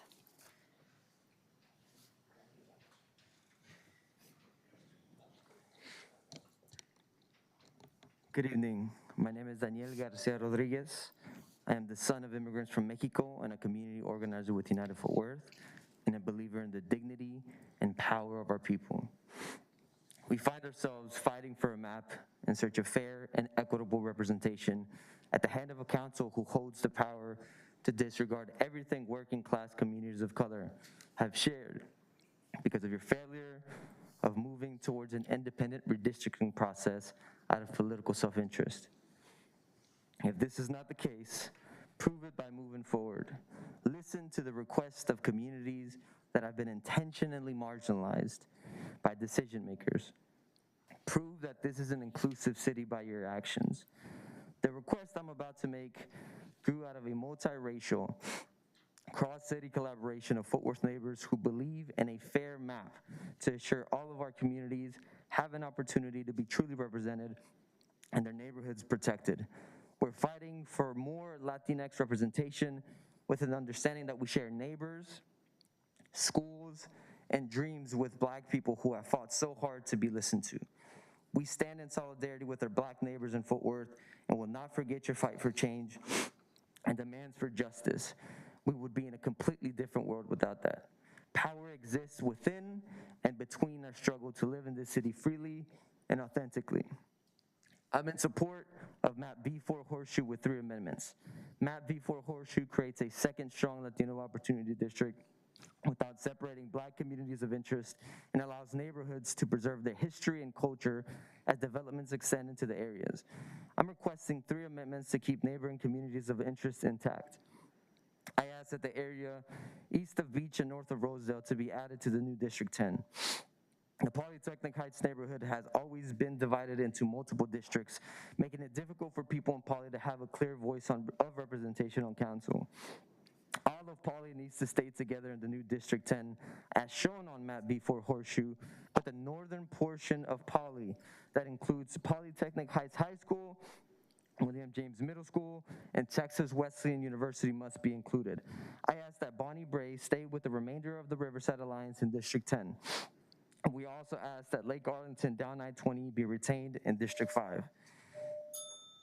Map B Horseshoe allows the Rosemont and Worth Heights neighborhoods to advocate for the development and changes they want to see in their community, especially Our Lady of Victory. It joins Como with District 6 and a Person of Color Opportunity District while keeping the Northside school feeder pattern whole. Map B4 is a real opportunity for historically disenfranchised voters to have power and voice in this city for the upcoming decade. Thank you, Mr. Garcia. Sandra's coming down, and then Adrian Smith. The speakers are not going in order by calling, right? They are actually down the list. Thanks, Bob. No, you can't talk from the audience. Thank you very much. Appreciate it. Hi, Sandra. Nice to see you. Hi. I'm gonna keep mine short. I'm a little under the weather today. So Fort Worth is in a position to make history. As the Latino population of the Fort Worth is at 35%, adding a second Latino Opportunity District will set right in the initial intention from 2016 when the referendum was to expand from 8 to 10 council districts passed. While this does not guarantee someone that looks like me or someone with a last name like mine will win the election, it is a win for a community that gives back so much to the city of Fort Worth. One place at the table is no longer enough. Our community needs to be heard from the north side to the south side, from the west side to the east side. We are here to stay and to serve the opportunity for fair representation. I ask you to make the one and only decision to add a second Latino Opportunity District. Please vote for Map 4, V4 with the Horseshoe Amendment and to keep Panther Island in District 2 along with Como in District 6. Thank you. Thank you, Sandra. Our next speaker is, actually, sorry, we have a phone call. I just went blank. It's James Walker, correct, Ron? Yes. Okay. Sorry, Mr. Smith.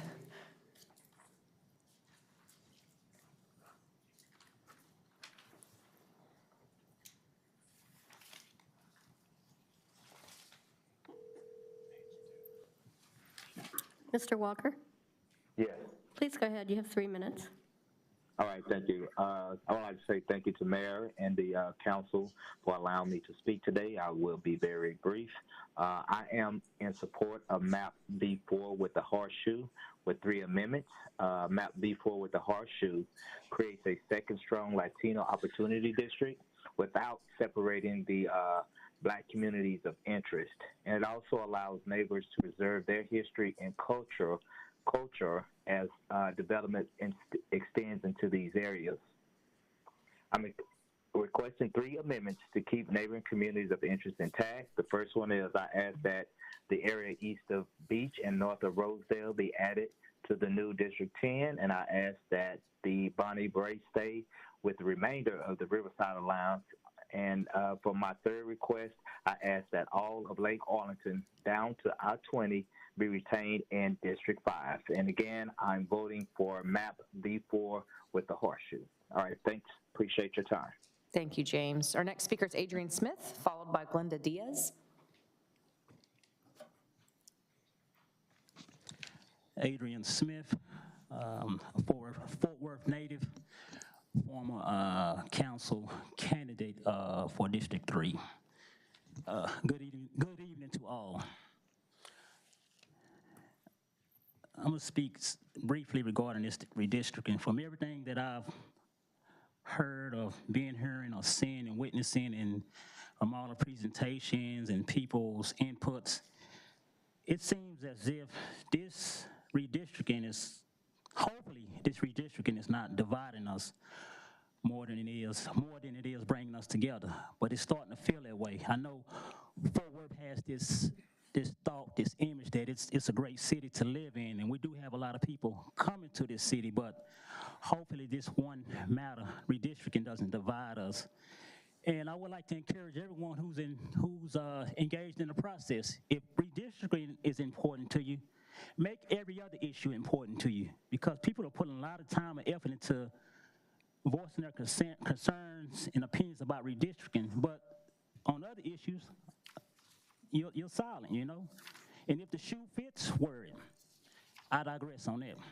But the issue I stand up here before you all is regarding a last council matter that the city council had the opportunity to vote on. Now, everyone voted their conscience or their conviction, but regardless, everyone made a vote.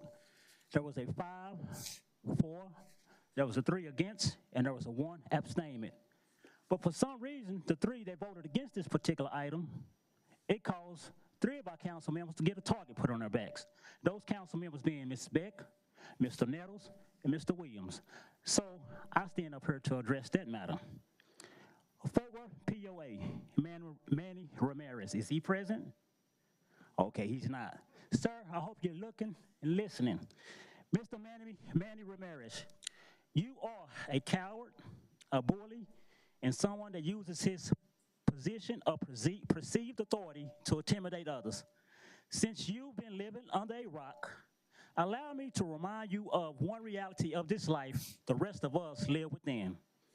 The current Fort Worth City Council and those past do not just serve or represent the interest of the Fort Worth Police Department. Your fear-mongering, divisive, and detrimental tactics are not welcome in this city. The decision of 3 council members to vote against an agenda item was not for purpose of disregard, disrespect, or denial to law enforcement. It was their individual right to do so without having to give explanation as to why. Now to address some of your BS talking points. It wasn't a slap in the face of the Fort Worth Police Department or their families, clown. It was a decision. It wasn't about politics or denial for officer safety, clown. It was a decision. Our current council members are dedicated to this city just as well as the Fort Worth Police Mr. Department. Smith, I hate to cut you off, but I have to. Our next speaker is Glenda Diaz, followed by David Mendez. Mr. Smith, thank you so much. I'm so sorry. They are making decisions for the entire population. Thank you, Mr. Smith. Thank you very much for coming. We appreciate you. Glenda Diaz, followed by David Mendez. Okay, good evening. My name is Glenda Diaz, and I live in District 3, so Councilman Crane, you're my representative. So based on population growth, there needs to be more minority opportunity districts that reflect the growing minority voting age population. Plus, we need to keep communities that share similar interests, such as socioeconomic characteristics that benefit from a unified representation. For example, my District 3 neighborhood, we benefit from this. I am in support of MAP 4, V4 with amendments, which the amendments have already been discussed. I also ask that District 2 remain intact and for Panther Island to stay in District 2. I also want to think about including Como neighborhood in District 6. And also, Councilman Beck, I remember how hard you fought for Alice Carlson when my neighborhood wanted to create it as a neighborhood school because our elementary school was bursting at the seams and a fire hazard. You emphasized that Alice Carlson was a community. You stated that the students had the right to be there and deserve to have their school building due to the history of the school and the benefits of being next to TCU. Well, I ask you today to fight for all of your community, including the Hispanic community who are begging to have a voice and to be represented by someone that can and will relate to them. Councilman Crane and all City Council, MAP 4 V4 with the horseshoe ensures historically disenfranchised voters will have the voting power and the voice in the city for the coming decade. Thank you for listening to me, and thank you for your service. Thank you. David Mendez, followed by Ariela Villa.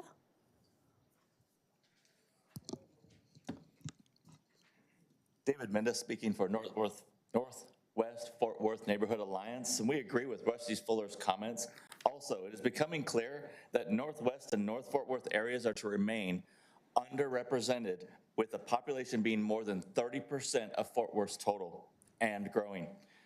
You should be thinking about that growth and how it's going to affect Fort Worth in the years to come. Dr. Chadwell of Eagle Mountain Saginaw ISD reports they have 21,000 students, and those numbers are projected to at least double in the next 10 years. However, the V4 map with horseshoe is becoming the map that is best for all of Fort Worth and minimizing impacts to COIs.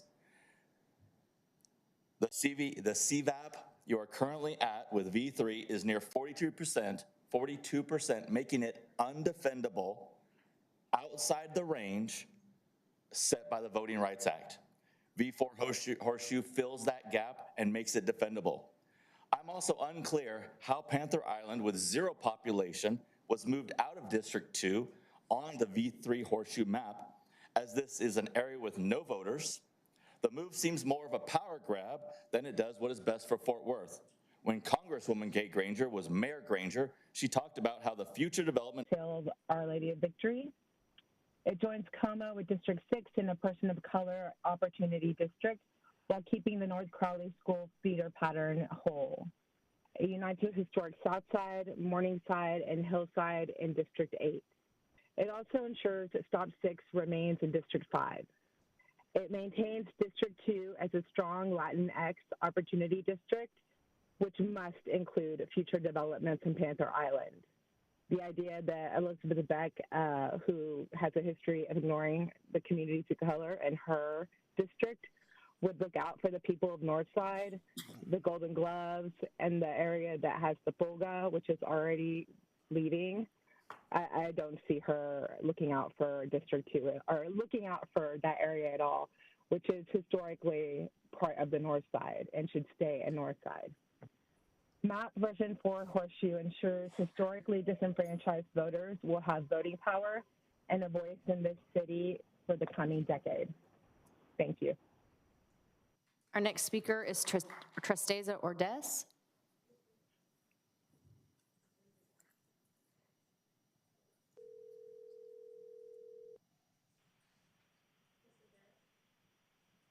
Ms. Ordez? Yes. Please go ahead. You have 3 minutes. Thank you. Good evening, Mayor and City Council members. It's been a few years since I've addressed the City Council of Fort Worth, but I'm happy to be able to be speaking to you all today. For those of you that don't know, my name is Tristeza Ordez, and I am currently a national veterans organizer. And it was in the very room that you sit in where I first stood publicly with my community. We came together against hate in that room, and some of the people that voted against us are now gone. Some of them are still there, and some of the folks that stood with us when those people voted against us are now in a position to really fight for our communities. The most marginalized in this city have had to endure years of rogue cops, corrupt city officials, racist, misogynist, homophobes, and transphobes, and sellouts. And these maps are an opportunity to begin leveling out the playing field that's always favored whites and elites. So you sit up there with the power to vote for a map that will preserve the communities that you took an oath to represent and champion for. So I want to echo the support for the map from Daniel's comments. The version 4 map with the horseshoe is the map that would keep Black and brown communities of interest intact, and the map that I support with 3 amendments. And like others have mentioned, the area east of Beach and north of Rosedale to be added to the new District 10. The Polytechnic Heights neighborhood has always been divided into multiple districts, making it difficult for people in Poly to have a clear voice of the representation on city council. So all of Poly needs to stay together in the same in District 10 as shown on map V4 Horseshoe, but the northern portion of Poly that includes Polytechnic Heights High School, William James Middle School, and the Texas Wesleyan University must be included. The second would be Bonnie Bray should stay with the remainder of the Riverside Alliance in District 10. And the third, that all of Lake Arlington down to I-20 be retained in District 5. Thank you all for your attention this evening. Thank you. Our next speaker is William Guerin. Is William here? There he is.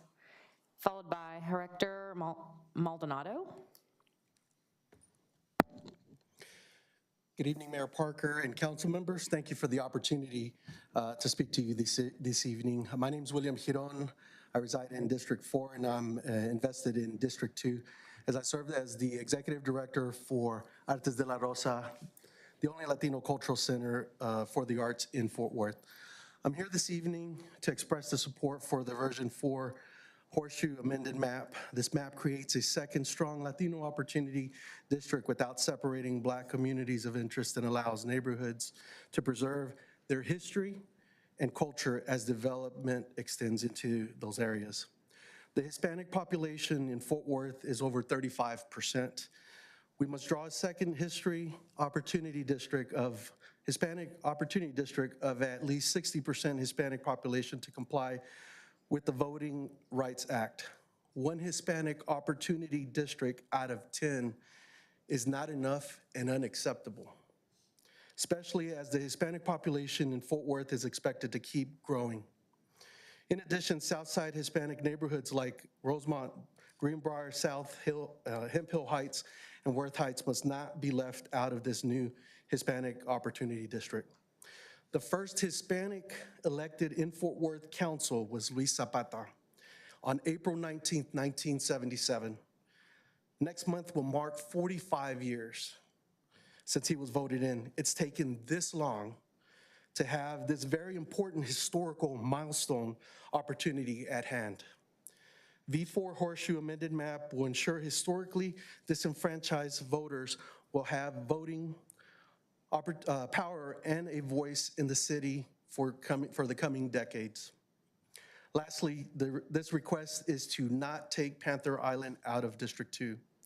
Many years ago, Northside was the industrialized zone dumping grounds of Fort Worth within a marginalized, underserved community, which was also unacceptable. As rezoning took place years later, the Hispanic community has taken pride in not only living and staying in the community, but also using their hard-earned savings to start their own businesses. The creation of Fort Worth Comprehensive Plan has always included Panther Island as part of the historic North Side. Panther Island is and will be the economic engine for our underserved neighborhoods. Finally, as a great blessed city that now prides itself as in embracing diversity, equality, inclusiveness, and accessibility, please remember as elected officials, you make decisions in your respective elective terms, and you make history, set milestones as important of what we are discussing and requesting tonight. that will send a message to the Hispanic community. Thank you very much for your time. Thank you, William. Our next speaker is Hector Maldonado, followed by Erica Ramos.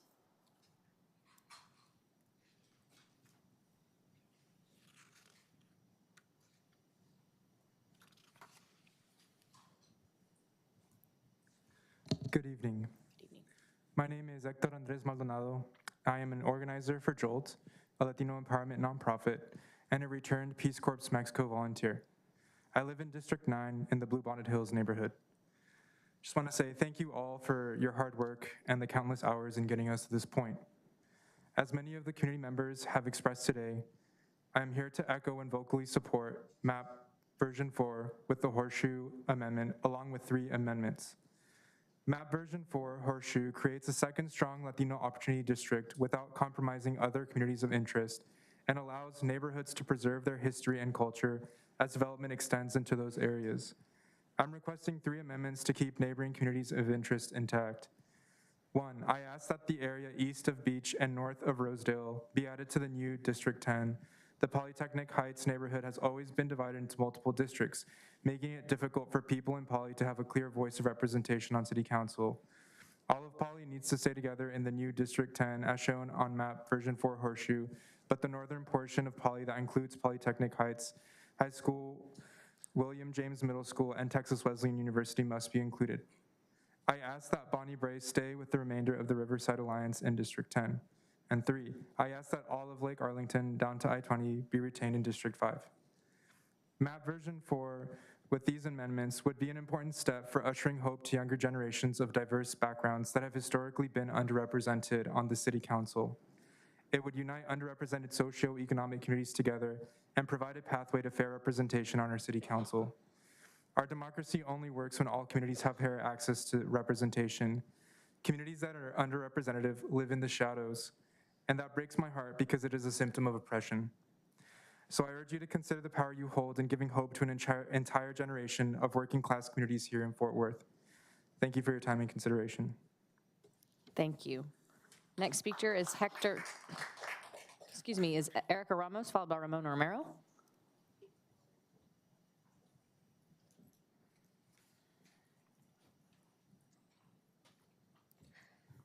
Good evening. My name is Erica Ramos, and I live in District 7 in the West Byers neighborhood. I am a Fort Worth native and have many family and extended relatives that live in the Worth Heights neighborhood located in District 9. I'm also a small business owner in District 9, and I actually have lived in District 3 and in District 5 where I purchased my first home. So know that when I speak to you guys on council, I understand some of the hesitations and struggles that you guys are going through, and I thank you all for your time. Today, I wanted to speak in support of MAP V4 with the Horseshoe Amendment with 3 amendments. MAP V4 with the Horseshoe creates a second strong Latino Opportunity District without separating Black communities of interest and allows neighborhoods to preserve their history and culture, especially as development begins to extend into those areas. I'm requesting 3 amendments to keep neighboring communities of interest intact. First, I ask that the area east of Beach and north of Rosedale be added to the new District 10. The Polytechnic Heights neighborhood has historically been divided into multiple districts, making it difficult for people in Poly to have a clear voice of representation on city council. All of Poly should stay together in the new district as shown on map V4, but the northern portion of Poly that includes the high school, William James Middle School, and Texas Wesleyan University must also be included along with the homes in those neighborhoods. I ask that Bonnie Brae stay with the remainder of the Riverside Alliance, and I also ask that Lake Arlington down to I-20 be retained in District 5. MAP V4 with the Horseshoe allows the Rosemont and Worth Heights neighborhoods to advocate for the developmental changes that they would like to see along Hemphill, especially south of Barry, including the upcoming sale of Our Lady of Victory. It joins Como with District 6, as asked, while keeping the North Crowley feeder school feeder pattern whole. It unites the historic South Side, Morningside, and Hillside in District 8. It also ensures Stop 6 remains in District 5. It maintains District 2 as a strong Latino Opportunity District and includes future development in Panther Island.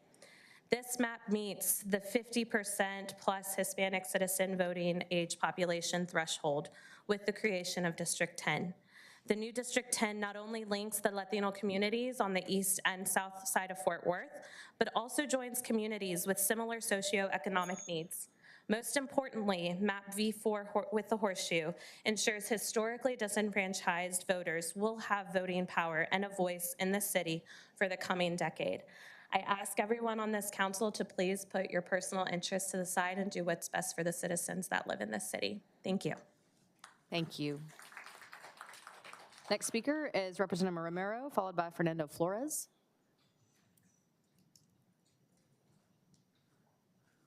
We have more fun than you do in Austin, Ramon, I promise. I'll probably have better luck here than I have in Austin. Mayor, Council, thank you for the opportunity to be here with all of you today. I'm Ramon Romero, 421 Conner Avenue, Fort Worth, Texas, 76105, Poly, which you've heard a lot about today. I am the only member of Tarrant County that's of Latino origin, and I'm very proud of that, but I will say to Carlos Flores, it is not easy being the only one. We don't get to tell folks, I can't serve you because you don't live in my district. We say we're gonna help you, and we try to do it in their language.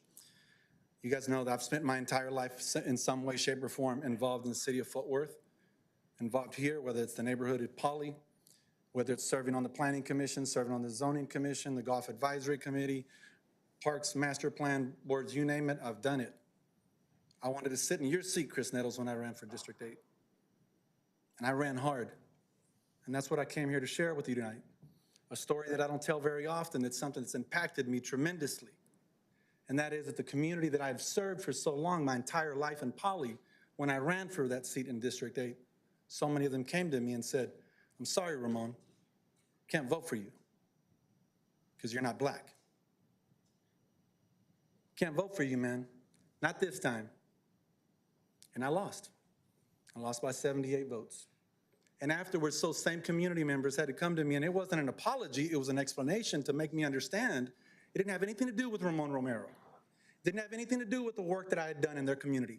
It had everything to do with every person that had ever fought for single-member districts. Every person who knew back then in the 70s that it was critically important that especially the black community get a second voice on council. And that's where District 8 came from. Johnny Lewis back there from the historic South Side. Those people that were always here, and so many others. Leonard Briscoe, you go down the name, Virginia L. Weber, Mrs. Ragsdale, all those folks that have fought then. So right now we have a Latino community that's desperate, that's actually in the exact same situation. Representative Beck, people do not vote against you because they don't like you, just like Ann Zeta or Joel Burns in the past. They're simply voting because they have the same hope of the black community in District 8 that one day they will be represented by somebody that is like them, that understands them. And I can say that my story is individual as a son of immigrants, spending my whole lifetime translating. So what I hope that you guys will do is that you draw a literal viable district. This is not a new story. This is an old story in the Latino community. It's a hope, a dream, a prayer that can only be answered by you. Don't worry about what the district looks like. Don't tell me that it's gerrymandered. If you want to look at gerrymandered, look at District 90. District 90 is a Voting Rights Act created district approved by the U.S. Supreme Court in 2018. Thank you so much. Thank you for being here. We appreciate it.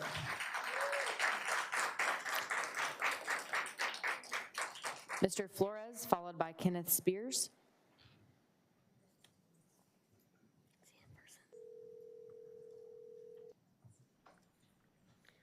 Mr. Flores? Thank you. Go ahead, you have 3 minutes. Okay. Good evening, Mayor Parker and City Council members.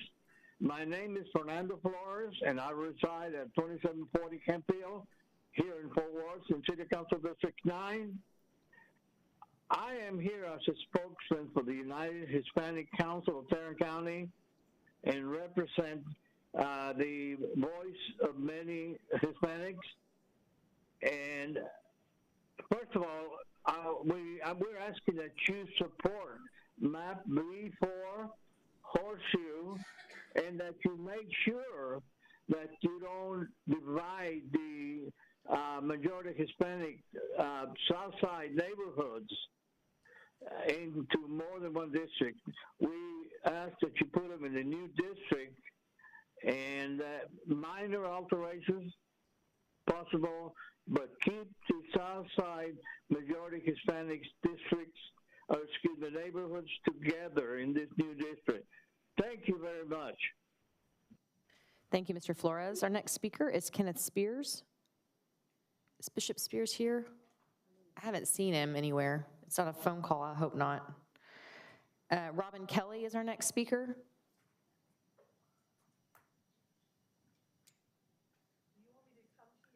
No, you can use that right up there if you'd rather, that's fine. I didn't have to sit down. I'll go down. Okay. Thanks, Robin.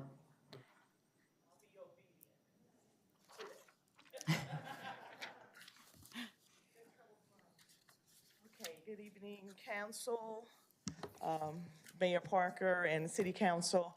I am a resident of United Riverside, born and bred in Cowtown, Texas, still living on that plat of land that I was raised in. So that community is very important to me. I can't speak to a map. What I can speak to is a special meeting that United Riverside had about 2 weeks ago, councilperson? Okay, and it talked about the map that City Council was moving toward, which had District 8 moving to District 11. Okay, I asked Councilperson Nettles, what is the ethnic breakdown of our current district?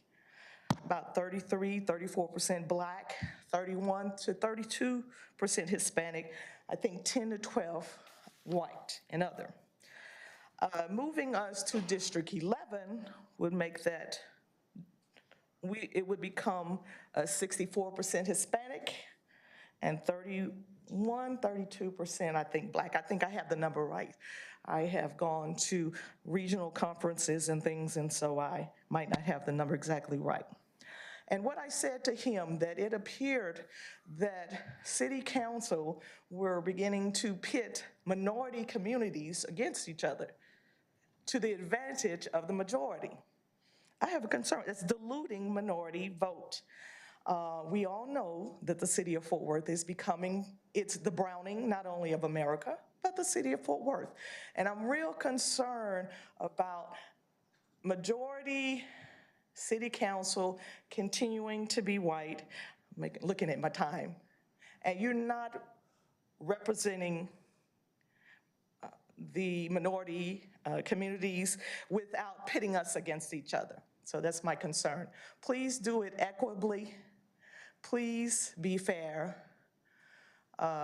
Please be mindful of what John Lewis Voting Rights Act and all those things that come along with making sure that we create districts that are equitable for all. So thank you. Thank you, Ms. Kelly. Our next speaker is Arturo Martinez, followed by Rosalinda Martinez.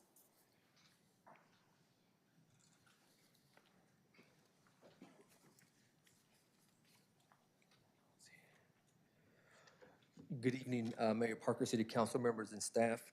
My name is Arturo Martinez. I am a lifelong resident of the far greater Northside neighborhood. I live at 2907 Ellis Avenue, 76106. As a civically engaged resident in District 2, I've served as past chair of the Fort Worth Human Relations Commission and as a member of the Race and Culture Task Force. I'm here today in support and advocating for the MAP V4 Horseshoe with 3 amendments. MAP V4 Horseshoe is equitable and creates a second strong Latino opportunity district and allows neighborhoods to preserve their rich history and cultural significance as development extends into those areas. I'm requesting the following 3 amendments to keep neighborhood communities of interest intact. As stated before me, but worth repeating, I ask that the area east of Beach and north of Rosedale be added to the new District 10. As shown in MAP V4 Horseshoe, all of Poly needs to stay together in the new District 10. Therefore, Poly can have a clear voice of representation on City Council. I ask that Bonnie Bray stay with the remainder of the Riverside Alliance in District 10. And 3, I also ask that all of Lake Arlington down to I-20 be retained in District 5. Map 4 Horseshoe allows the Rosemont and Worth Heights neighborhoods to advocate for the development changes. It unites the historic Southside, Morningside, and Hillside in District 8, and it also ensures Stop 6 remains in District 5. And it maintains the District 2 as a strong Latino opportunity district and includes future development in Panther Island. The map, V4 Horseshoe map, meets the 50% plus Hispanic Citizen Voting Act population threshold with the creation of District 10. Most importantly, map V4 Horseshoe ensures historically disenfranchised voters will have voting power and a voice in the city for the coming decade. In conclusion, Panther Island has been in the Northside Council District for District 2 from the beginning. Panther Island is part of Northside. It is an economic engine my neighborhood will rely upon. Do not leave Panther Island out of District 2. I ask that you adopt map V4 Horseshoe with amendments. Thank you. Thank you very much, Ms. Martinez. Rosalinda Martinez. And after Mrs. Martinez, it's going to be Aaron Garcia.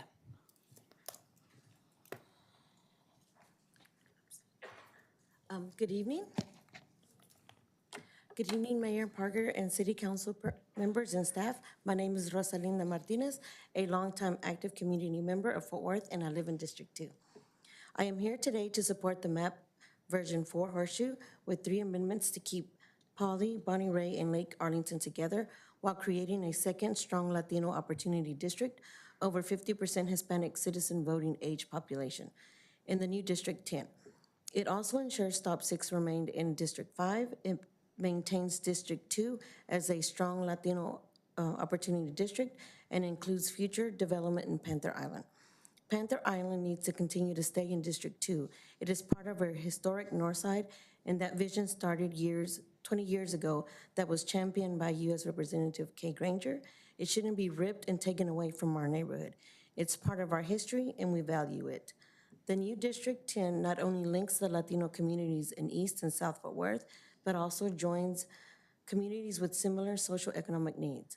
Most importantly, map version 4 Horseshoe ensures historically disenfranchised voters will have voting power and a voice in the city for the coming decades. Thank you. Thank you very much, Rosalinda. Our next speaker is Aaron Garcia, followed by Oscar Enriquez.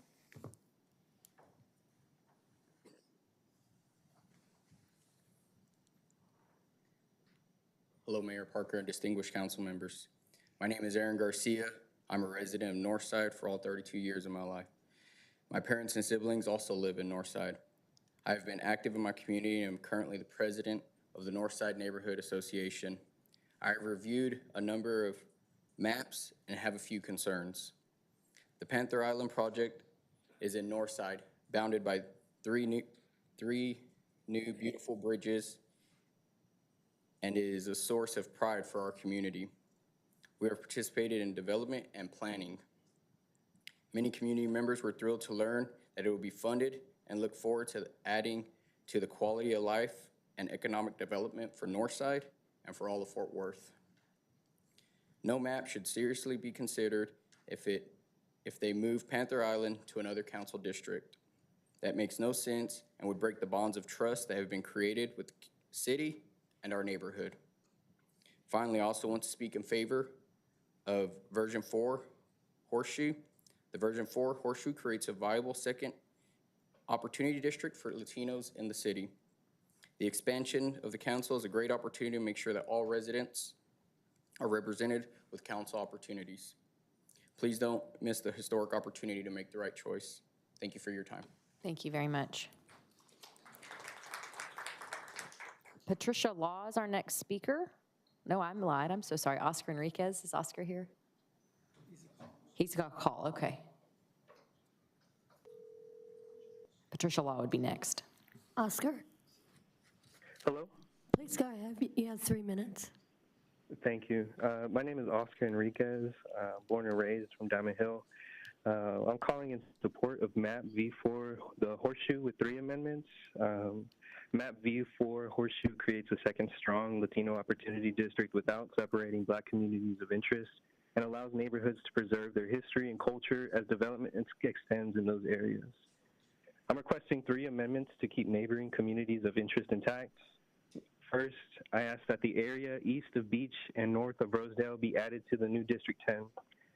The Polytechnic Heights neighborhood has always been divided into multiple districts, making it difficult for people in Poly to have a clear voice of representation on City Council. All of Poly needs to stay together in the new District 10 is shown on map V4 Horseshoe, but the northern portion of Poly that includes Polytechnic Heights High School, William James Middle School, and Texas Wesleyan University must be included. I ask that Bonnie Bray stay with the remainder of the Riverside Alliance in District 10. I ask that all of Lake Arlington down to I-20 be retained in District 5. Map V4 Horseshoe allows the Rosemont and Worth Heights neighborhoods to advocate for the development changes they would like to see along Hemphill and south of Berry, including the upcoming sale of Our Lady of Victory. It joins Como with District 6 in a person of color opportunity district while keeping the North Crowley School feeder pattern whole. It unites the historic Southside, Morningside, and Hillside in District 8.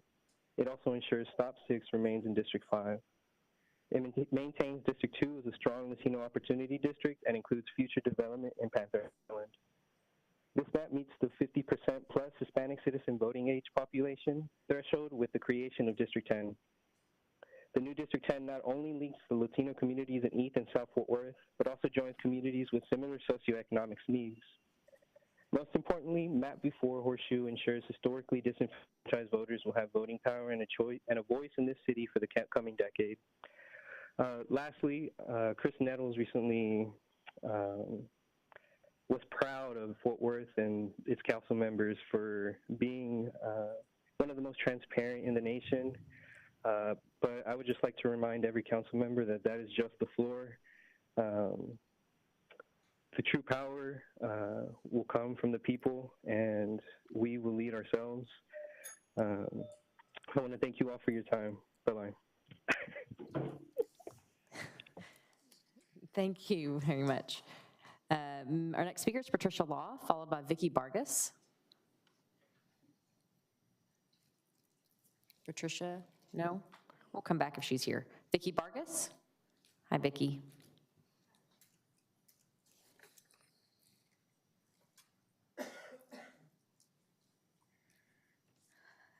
Good evening, Mayor, council members. I would just like to say I'm a little disappointed that Worth Heights won't likely be in District 9.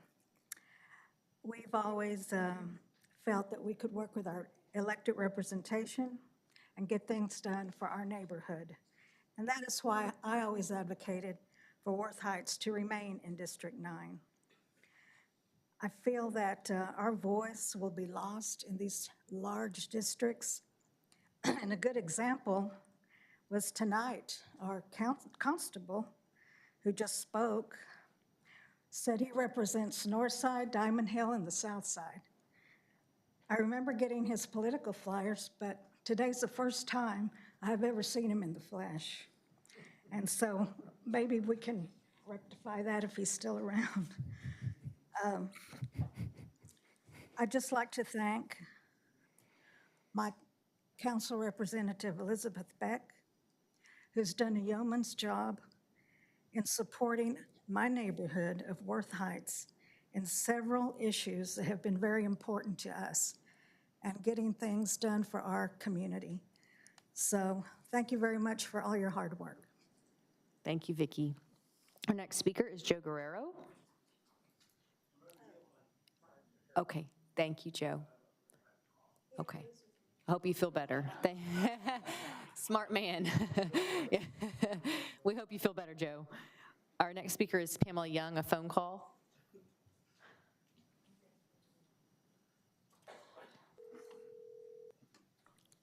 Pamela? Yes. Please go ahead. You have 3 minutes. Thank you. My name is Pamela. I live in District 9. I'm a former resident of District 5, District 4, and I currently work in District 5 in the Poly neighborhood. I'm calling in support of MAP version 4 Horseshoe with 3 amendments. MAP version 4 Horseshoe creates a second strong Latino opportunity district without separating Black communities of interest and allows neighborhoods to preserve their history and culture as the development extends into those areas. I am requesting 3 amendments to keep neighboring communities of interest intact.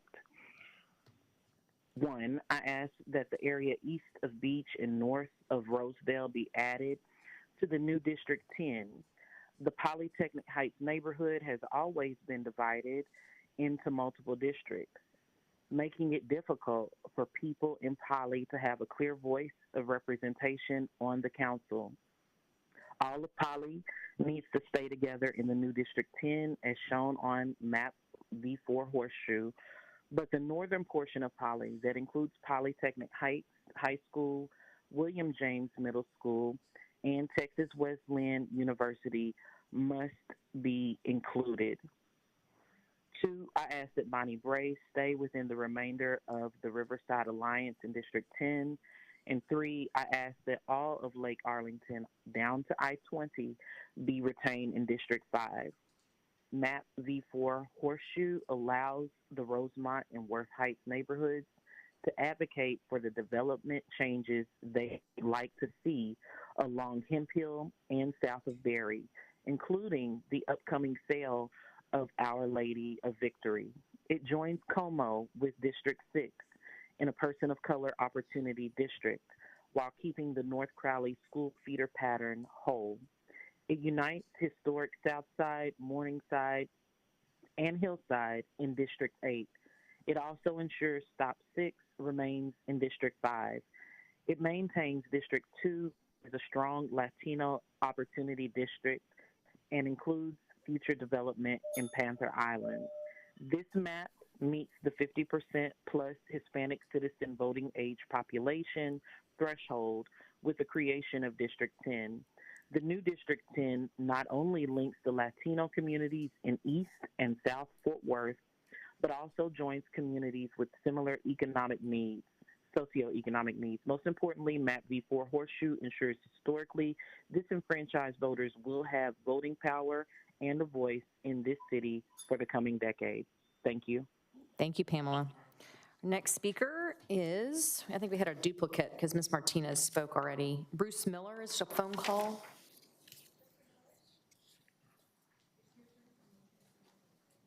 Jim DeLong is our next speaker.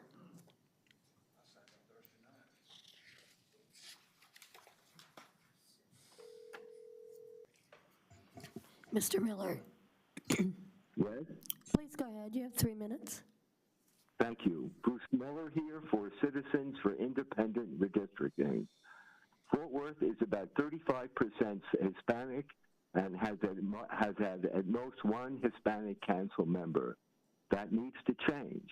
Map V2 is totally out of touch with the city needs. It's an embarrassment, and you should reject it.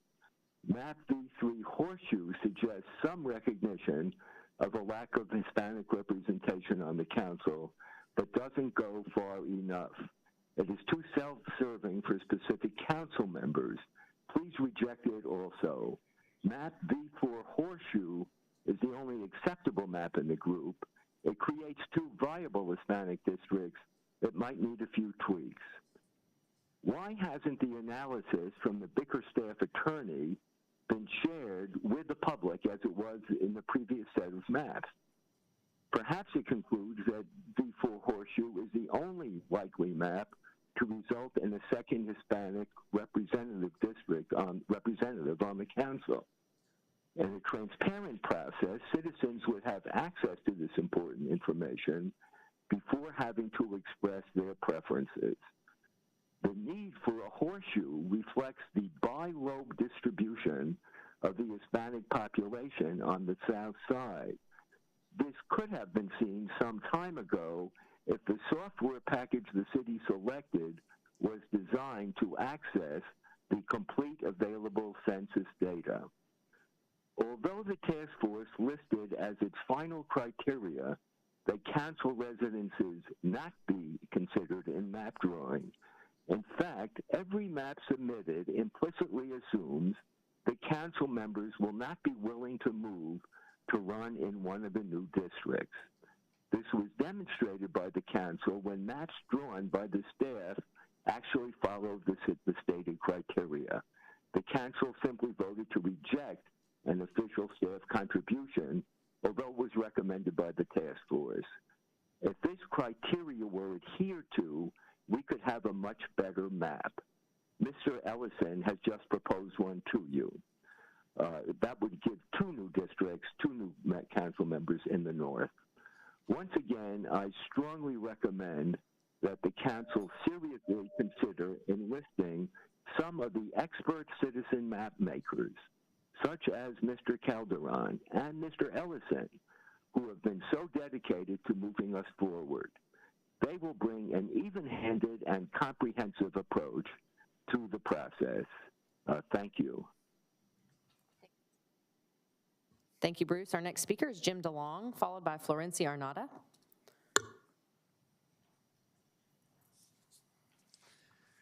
Good evening. My name is Jim DeLong, Fort Worth, Texas, District 7. I sure hope that those chairs are comfortable for you up there, because you've been sitting there a long time, and I really appreciate that. Tonight I want to talk about a concept called truth, and something that's been concerning to me over the years. In the 90s, there was the postmodern era started. And in that era, one of the things that came along with it was that truth is not absolute. You have your truth, and I have my truth, but that's not the truth. I remember with my son, Jonathan, when he was young, I taught him colors. I could have taught him that the color red is green. I could have taught him that the color green is red, and he would have believed me. At that time, he could have passed a lie detector test saying, yes, the color red is really called green, the color green is really called red, and even though he could pass the lie detector test, that doesn't change the fact that red is red and green is green. In the task force on race and culture, many times went to so many of those meetings, they thought, I guess at one point, thought I was part of it. This statement came out many times. We speak our truth in ways that respect other people's truths. Views of reality may differ, but speaking one's truth does not mean interpreting, correcting, or debating what others says. That's something that's very dangerous, because there are truths. And there was a leadership meeting that the Task Force on Race and Culture put on, and this was one of the list of things, and we were supposed to read the list and then talk about one of the things on the list, items on the list that impacted us. So of course, being who I am, this is the one I chose. And I said, this statement is not truth. This statement is dangerous. Let me give you an example. Las Vegas shootings. What were 50 people killed and murdered? You could talk to that guy and he would say, that's truth to me. That doesn't make it truth. And this statement was read during your oath of office ceremonies from the platform. Very concerning. So as leaders and standard bearers of our city, we are looking up you to hold the truth and nothing but the truth. So help you God. Thank you. Thank you, Jim. Our next speaker is Florencio Aranda. Aranda, is that correct? Aranda. There we go. Thank you, sir. Thank you. Of course. Hello, Mayor Parker and distinguished city councilmen. I'm Dr. Florencio Urias Aranda III and serve as the state president of the Texas Association of Chicanos in Higher Education, TACHE. The professional organization that I lead is dedicated to the improvement and advancement of education and employment opportunities for Latinos, Hispanics, Chicanos in higher education and in the state of Texas. Our purpose is to provide state, regional, and local forums for the discussion of topics related to our comunidad and to actively engage in building networks with organizations focused on securing changes in laws and policies that are detrimental to our constituencies. DACHE recently hosted its 47th annual state conference here in beautiful Fort Worth, where we showcased many historical Latino areas that enrich the community experience of this city. We were thrilled to showcase these areas to over 200 Latino scholars, leaders, practitioners, and advocates from across Texas. The North Side and South Side, the Hispanic Chamber of Commerce, local vendors, the Fort Worth Opera, Ballet Folklorico of Fort Worth, and your city councilmen were featured at our conference. Members of the Fort Worth community are members of the DACHE family. We take pride in being innovative and being civically engaged members of this city. My hope is that today you will discuss redistricting, that you do it in a way that is equitable, inclusive, and that adequately represents the community that you serve. I urge you to vote for the mapping option that truly reflects the proportional numbers of your city. Moreover, I urge you to vote for the mapping option that will not intentionally diminish or erase the best interests of the Latino comunidad. Lastly, I urge you to vote for the mapping option that will not further add to the systemic and structural injustices members of the Latino community have had to endure in this state. My hope is that we can all come together to ensure that all contributing members of our city are heard, seen, and valued. Redistricting impacts everyone, especially our voting members. Let's ensure we give voters the opportunity to have elected officials that best represents them. It starts with redistricting appropriately. Thank you, sir, for coming. Thank you. Our next speaker is Bob Willoughby, followed by Pablo Calderon. I think Pablo's by phone. I'm having a hard time believing that many people signed up this night before me, but okay, let's let the video roll.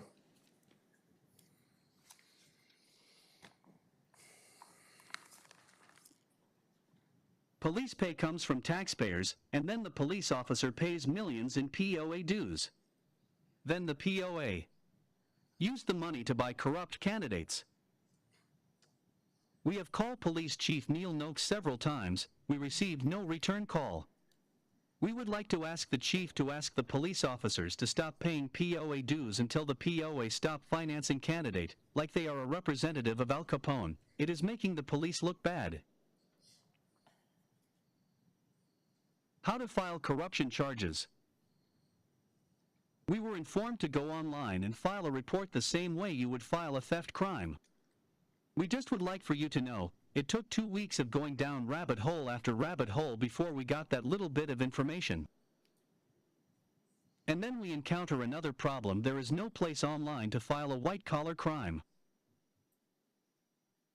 Bob Willoughby has filed corruption charges with the Fort Worth Police Department against Pro Temp Mayor Council member Gina Bivens and Communications Engagement Michelle Gutt.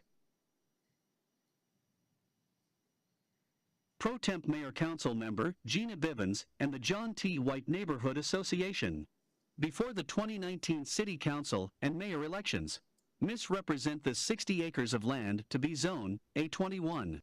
But after the 2019 City Council and Mayor elections, the land stays A5, which is about 300 more homes and a lot more money for the builders. The Director of Communications and Public Engagement, Michelle Gutt, is in charge of the city data bank and the city news and the city website. Michelle Gutt is derelict in her duty or incompetent or corrupt. Thanks, Bob. We can take the Michelle video Gutt off. You wanna cherry proceed? picks the question No, that she I'm won't not doing reply that with to. Michelle.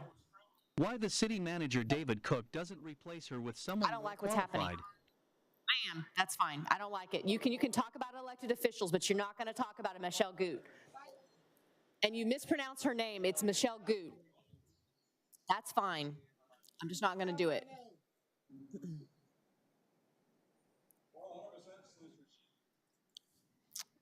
Our next speaker is Pablo Calderon by phone.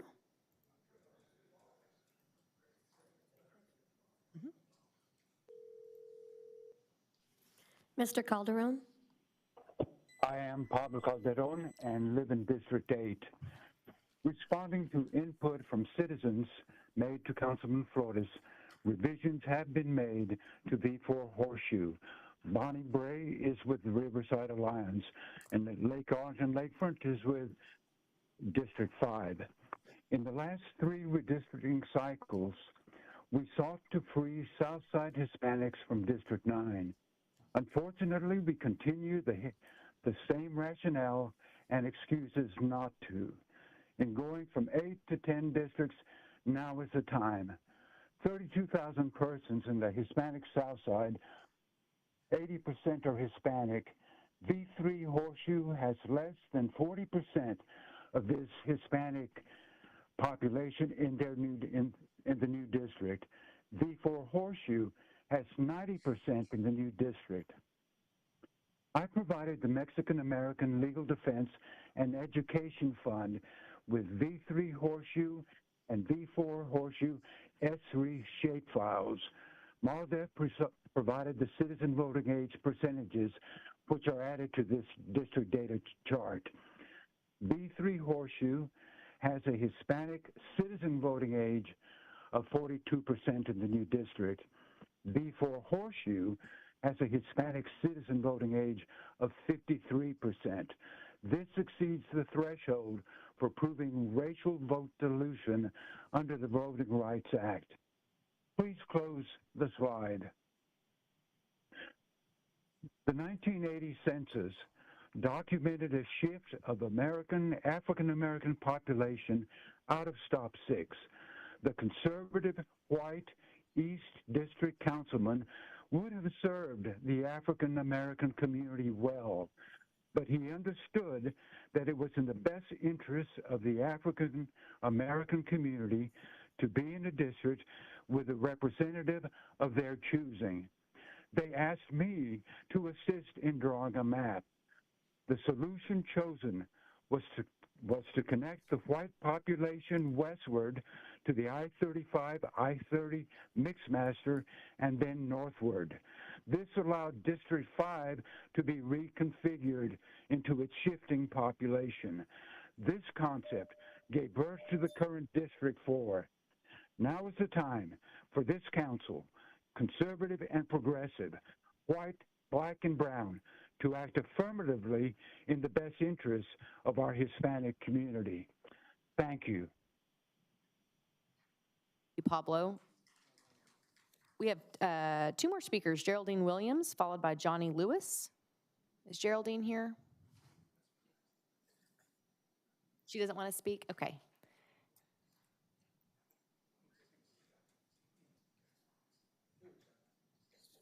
Johnny, maybe best for last, right? No, you don't want to live up to that? Okay. My name is Johnny Lewis. I live in District 8 on Fort Worth South Side, historic South Side. I want to thank you all for the work that you've done. I realize this is tough, but 10 years ago, 20 years ago, 30 years ago, I've watched it work. I've watched it happen. And like I said, the last time I came down here, you're cleaning up a mess that people left a long time ago.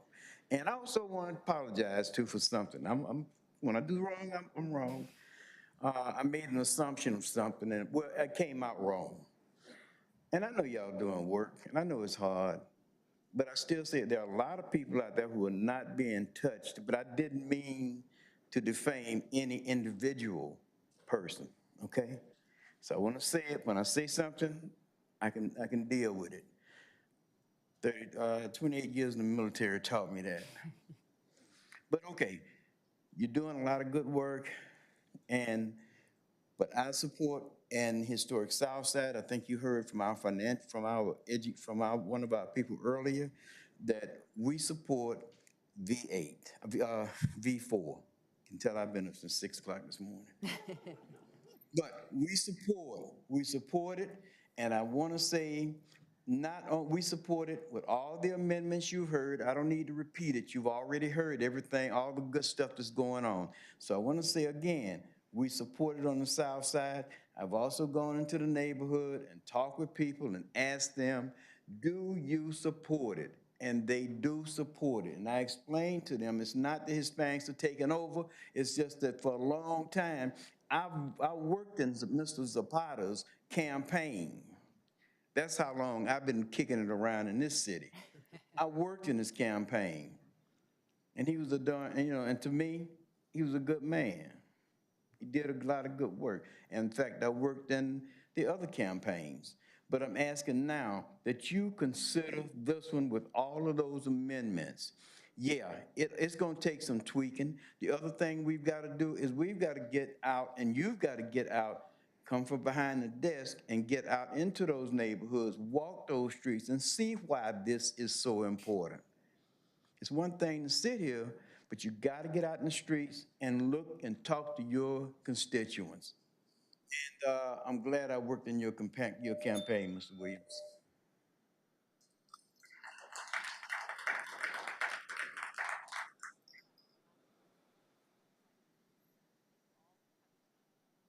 So my microphone was on. Thank you all very much for coming. Meeting adjourned.